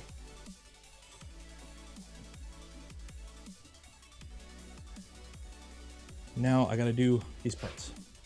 Builder shares yourself, make a series about it. I just talked about that. Anything that I could build in my backyard would not be big enough to be worth it. The amount that it would cost me to fully build a shed that I could properly electricity, heat, air conditioning, make it winterproof. Because remember, it gets to like mid 30s, with humidity like in the 40s Celsius here. We get more and more of that every year. Thank you, global warming. But in the winter, we've had -10, -15, -20 Celsius days. So it's got to be fully insulated, fully heated, fully air conditioning. So for the cost that would cost to build a structure that has all that with a foundation, get permits and everything, I wouldn't be able to build one big enough for it to be worth it. And it would have to be smack dab in the middle of my backyard because it has to be a certain amount of distance from all the fences. So it's just not worth it. Add on to the house. I can't really. My house is just a generic raised ranch. It wouldn't work.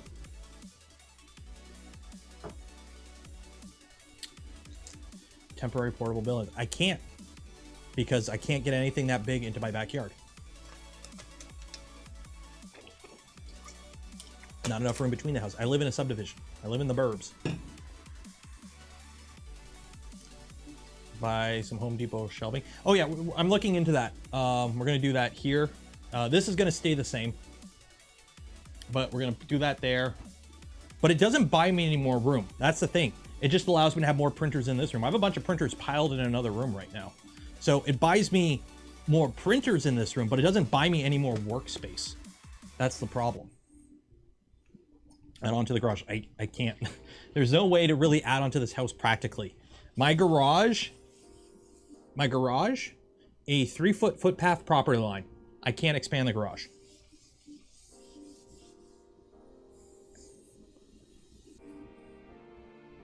Prepper bunker. Water level is way too low to do that. Build on top of the garage. The problem is I wouldn't be able, it would have to be a complete thing on top of the garage, and I'm not going to get into that. Guys, I'm not going to do that kind of thing. Expand up. I can't really. We're not going to be doing that.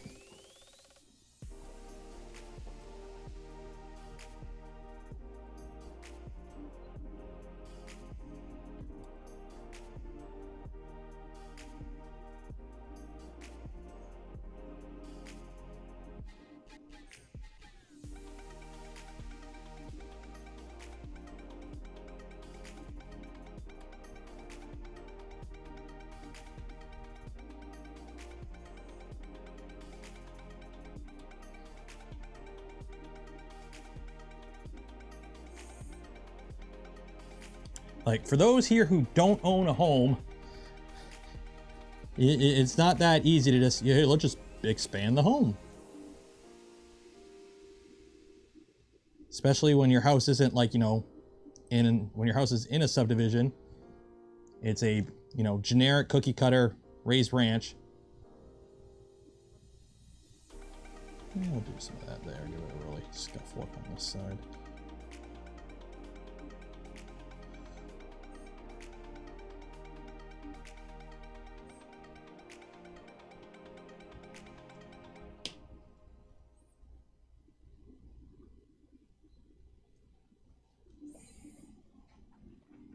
3D print a house. Oh, there we go. And then I can make a video out of it. A bunker. I swear, the bunker thing comes up every stream, and no.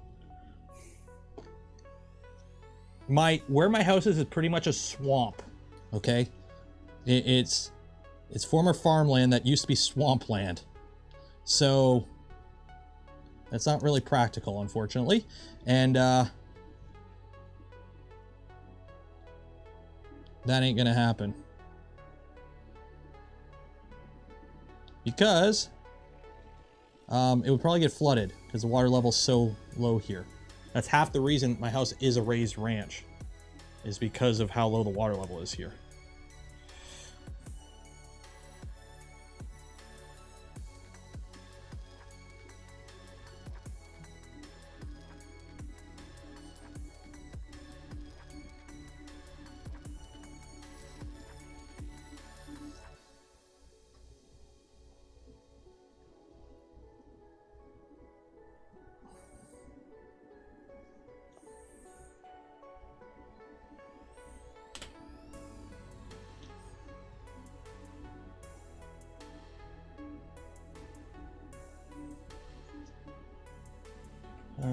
Can use a storage trailer, but no, I can't put anything in the driveway. Like, the driveway is for me and my wife's car, and that's all that fits. It's a 1-car garage with a barely 2-car driveway. So not putting anything there. And again, heated, cooled, air conditioning.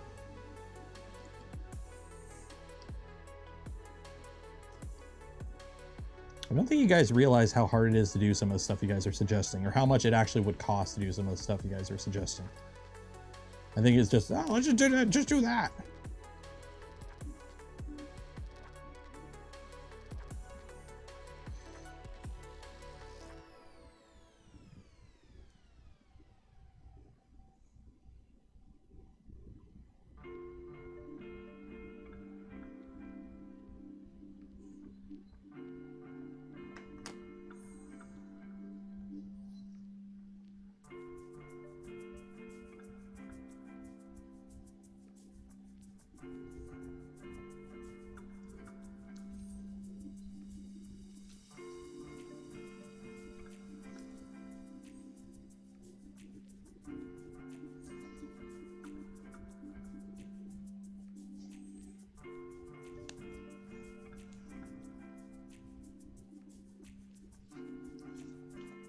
we go. So let's see how these go on, because we got to glue these on the blaster. Where is that? Okay. Just get a TARDIS. Well, yeah. I'm already in a TARDIS. Can you co-op a studio? There's nothing really around here like that. Like, I don't live in, like, it's not like, you know, some places where it's easy to get, like, studio spaces or whatever. One, I live in the burbs. There's no, you know, commercial buildings that do that kind of thing anywhere near me. And two, whatever place I get, I would need to be able to run 3D printers in it 24/7 if needed and record in there. So have controlled audio levels. So it's basically like the options I have, the type of place I need is limited, and what I have option-wise to get is limited. There's basically only a few types of things I can use, or a few types of structures I can use, and also those things aren't near me. So it's like limited and limited. Maker spaces? There is, but it's a maker space. Like I would have to I would take over a portion of it to put all my printers and like studio equipment. Imagine like, would you leave thousands of dollars in cameras and whatnot just in a maker space that you're not there all the time? I wouldn't.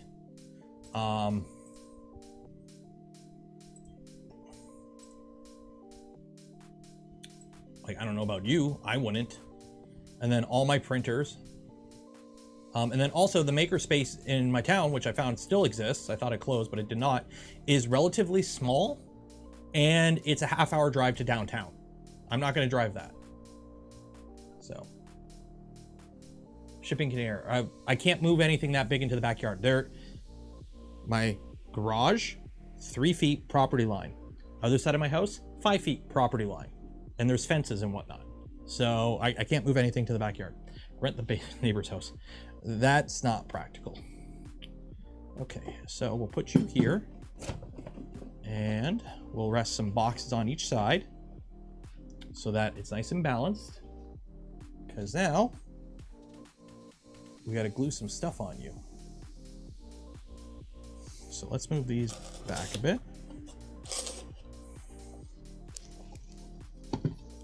So we're putting these boxes here so this doesn't fall over. But we've got, this goes here. This goes here. Looking at the pictures of it. Yeah, so it lines up with the back there. And then this goes here.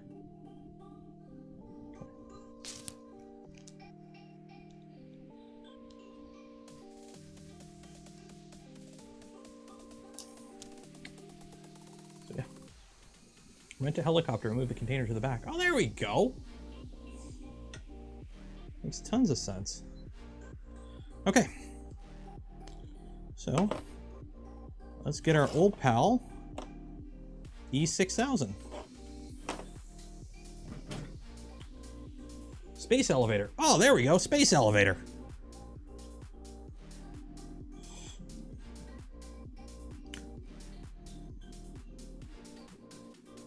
Only if I can yell like Steve Curry in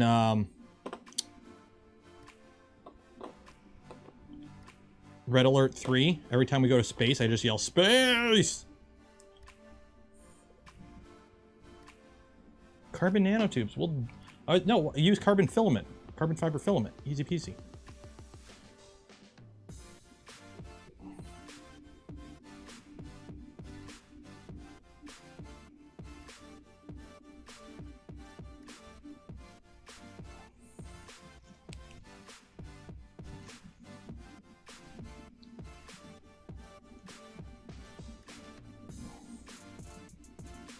Okay, that goes there.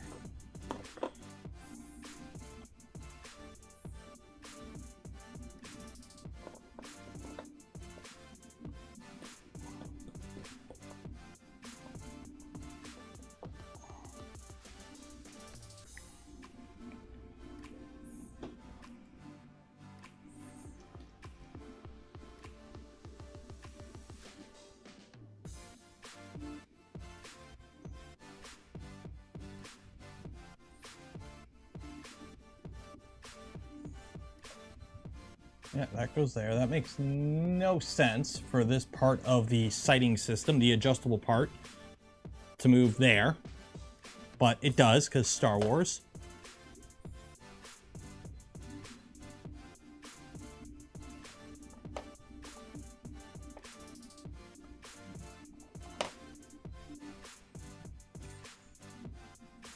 And there's some goopy bits in there I gotta get rid of, because they won't squish.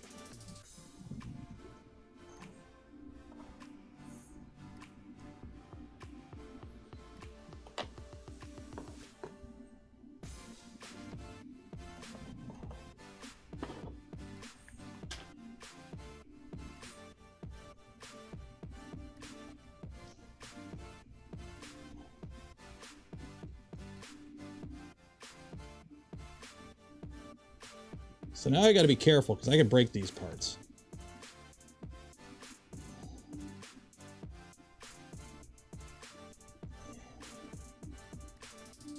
Yeah, that looks about centered. Good enough for a Star Wars blaster. Ta-da, ta-da. Okay, we'll let that dry for like, what time is it now? Yeah, we'll end the stream. We'll do the draw at 11:30. So we're going to do the draw at 11:30. So if you haven't entered for the draw, you have until 11:30. And then we'll do the draw. It's real simple. Just win the lottery. I know. I don't buy tickets and I don't win. I don't know what's going on.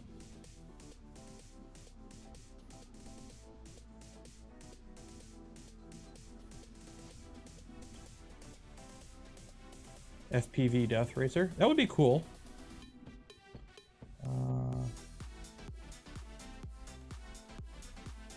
Buy another home in your neighborhood. The last house that went for sale in my neighborhood went for $500,000. So if you would like to become a member of the channel or give some memberships to others, that would go a long way in supporting things. Think of what you got until you start to get that Linus money. Maybe you should review more V-Wheel bet flingers. Those never do good on my channel. Those never do good on my channel.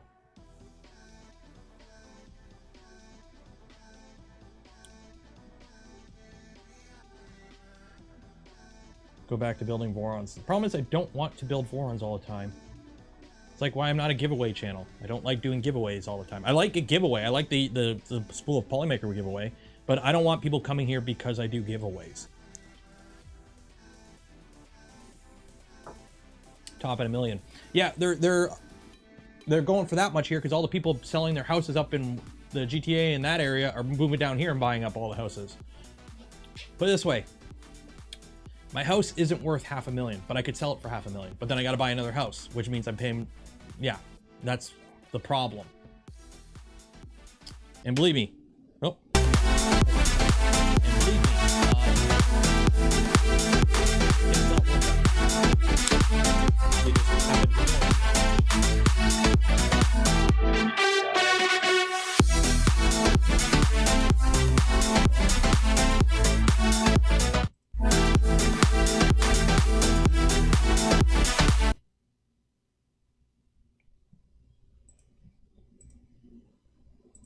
audios, properties.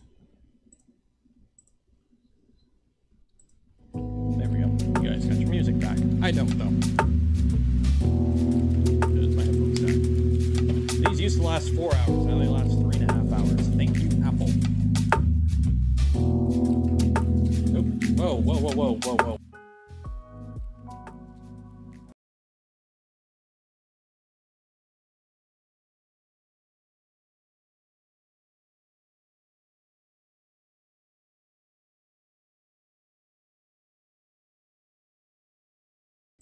There we go. Okay, that's that. Properties. Realtek output. There we go. Play. Play.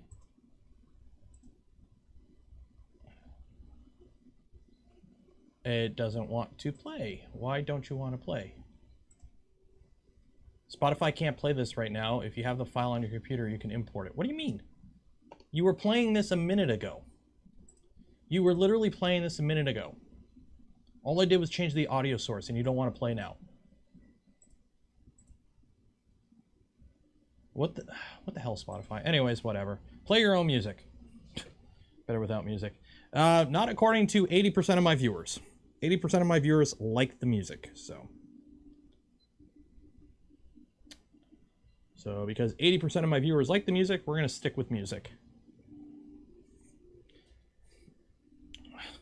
Sell the house, put all your money in the casino on red, then you have $1 million. I know! I know! Until it doesn't work. Can you renovate your attic space? I don't have attic space. My house is not that old that there's an attic. So, is what it is. How's everything printing? Hey, everything's printing good. That's looking a little chunky. That filament is wet. Oh well. That's printing fine. Still say you should have built the DE10. What is the DE10? DE10. Also, I don't know about you, but running into a battlefield with just pistols is dumb. I know it's Star Wars, I know it's fantasy, but actually, having just pistols is dumb. This guy. Are there files for it anywhere? DE10 Etsy. Okay, there's a bunch of people selling full versions of it. DIY kit. Where's the STL?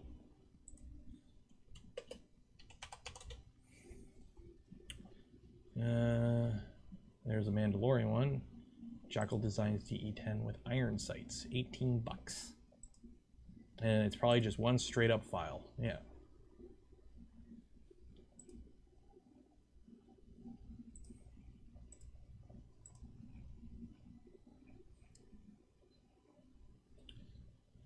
Look how much money people are selling these for.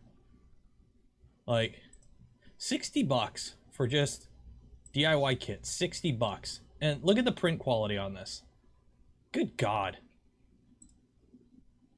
Like, look at the print quality on this. And 60 bucks. Look at those overhangs. Those are garbage.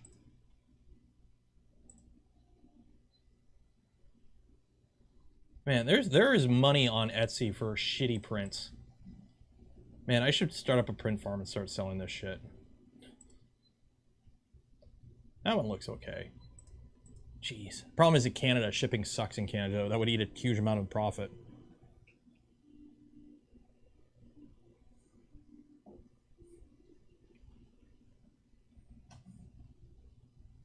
Well, it's used by hero class. Of course, anything used by hero class is going to be overpowered.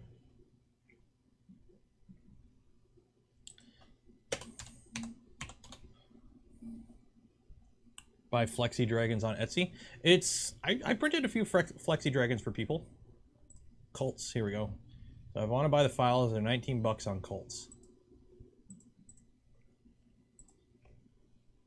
And these are some people made. Oh yeah, this is the one that people were selling and they printed like shit. Okay, that one looks okay. But I like it, the big blaster.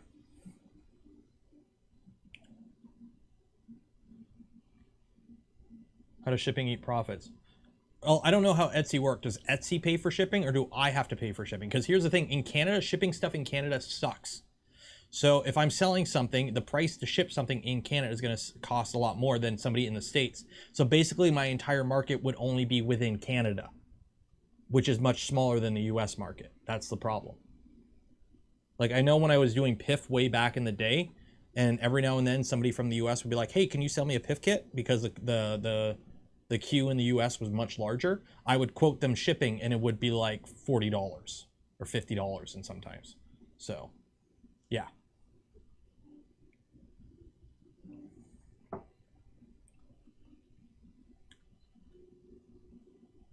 Etsy pushes its sellers to give free shipping at the seller's cost. Yeah, fuck that. Yeah. Buyer pays for shipping, but that makes your products more expensive. Exactly. That would be the problem. Dang it, it failed again. I don't know what's going on. Pause. I'm just going to fiddle. I'll leave this. I'll fiddle with this tomorrow. Cancel. Control.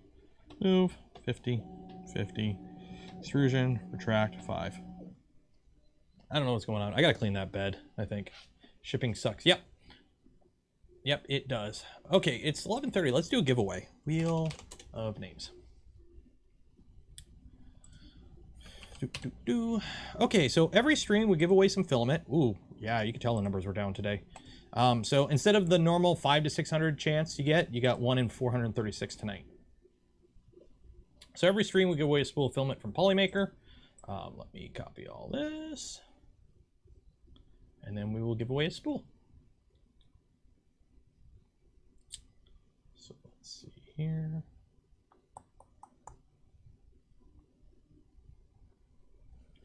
There we go. Copy. And paste. Okay. The apron strap is twisted again. Why does it keep happening? Because every time I put it on, okay, I grab it all, and when I put it on, that strap just happens to twist when I grab it and clip them together. It's just the way it is when I grab it and clip them, this strap twists. Just the way my hands are or whatever. And it does that once a stream. Every time I put it on, it twists once. And over time, it does this. Pick a number from 1 to 7. Okay, Dr. Ronnie, 7, because you picked it. So that's how much I care about engagement on this stream tonight. So we're gonna go with 7. Or actually, Joshua did pick a number between 1 and 7. So Joshua picked 5. We're gonna go with 5. 1, 2, 3, 4, 5. So yeah, I don't know, that's good enough. Roll the dice. It's one of those nights. It's one of those nights.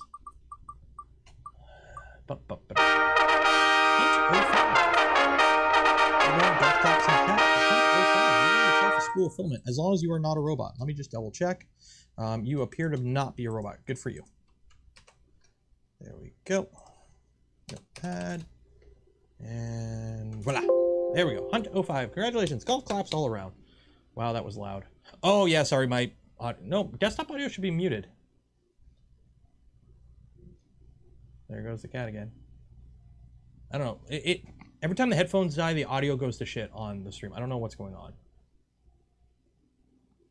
But I have desktop audio muted on OBS. Like literally, it's off. Desktop audio is off. All we have is the mic, which is just voice meter, which this is Realtek. And this is voice meter. So I don't know how the audio came through. I don't know. So there shouldn't be desktop audio. It's muted. Close. Going through the mic input. No, the mic input is voice meter. And the desktop audio input is Realtek digital. I don't know. I'll talk to my sound engineer after the stream. So yeah, so that is the stream.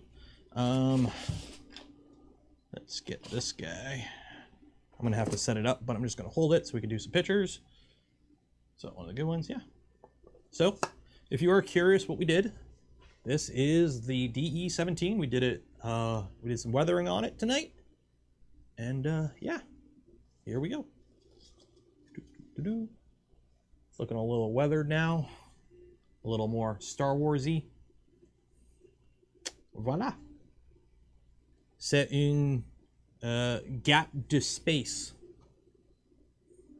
I'll take some pictures. I'll put them on the Discord and my Twitter. So make sure you follow me on Twitter at 3DPNeuro on Twitter. Give a shout out to Polymaker for the spool of filament that we gave away this stream. We give away a spool every filament. So shout out to Polymaker.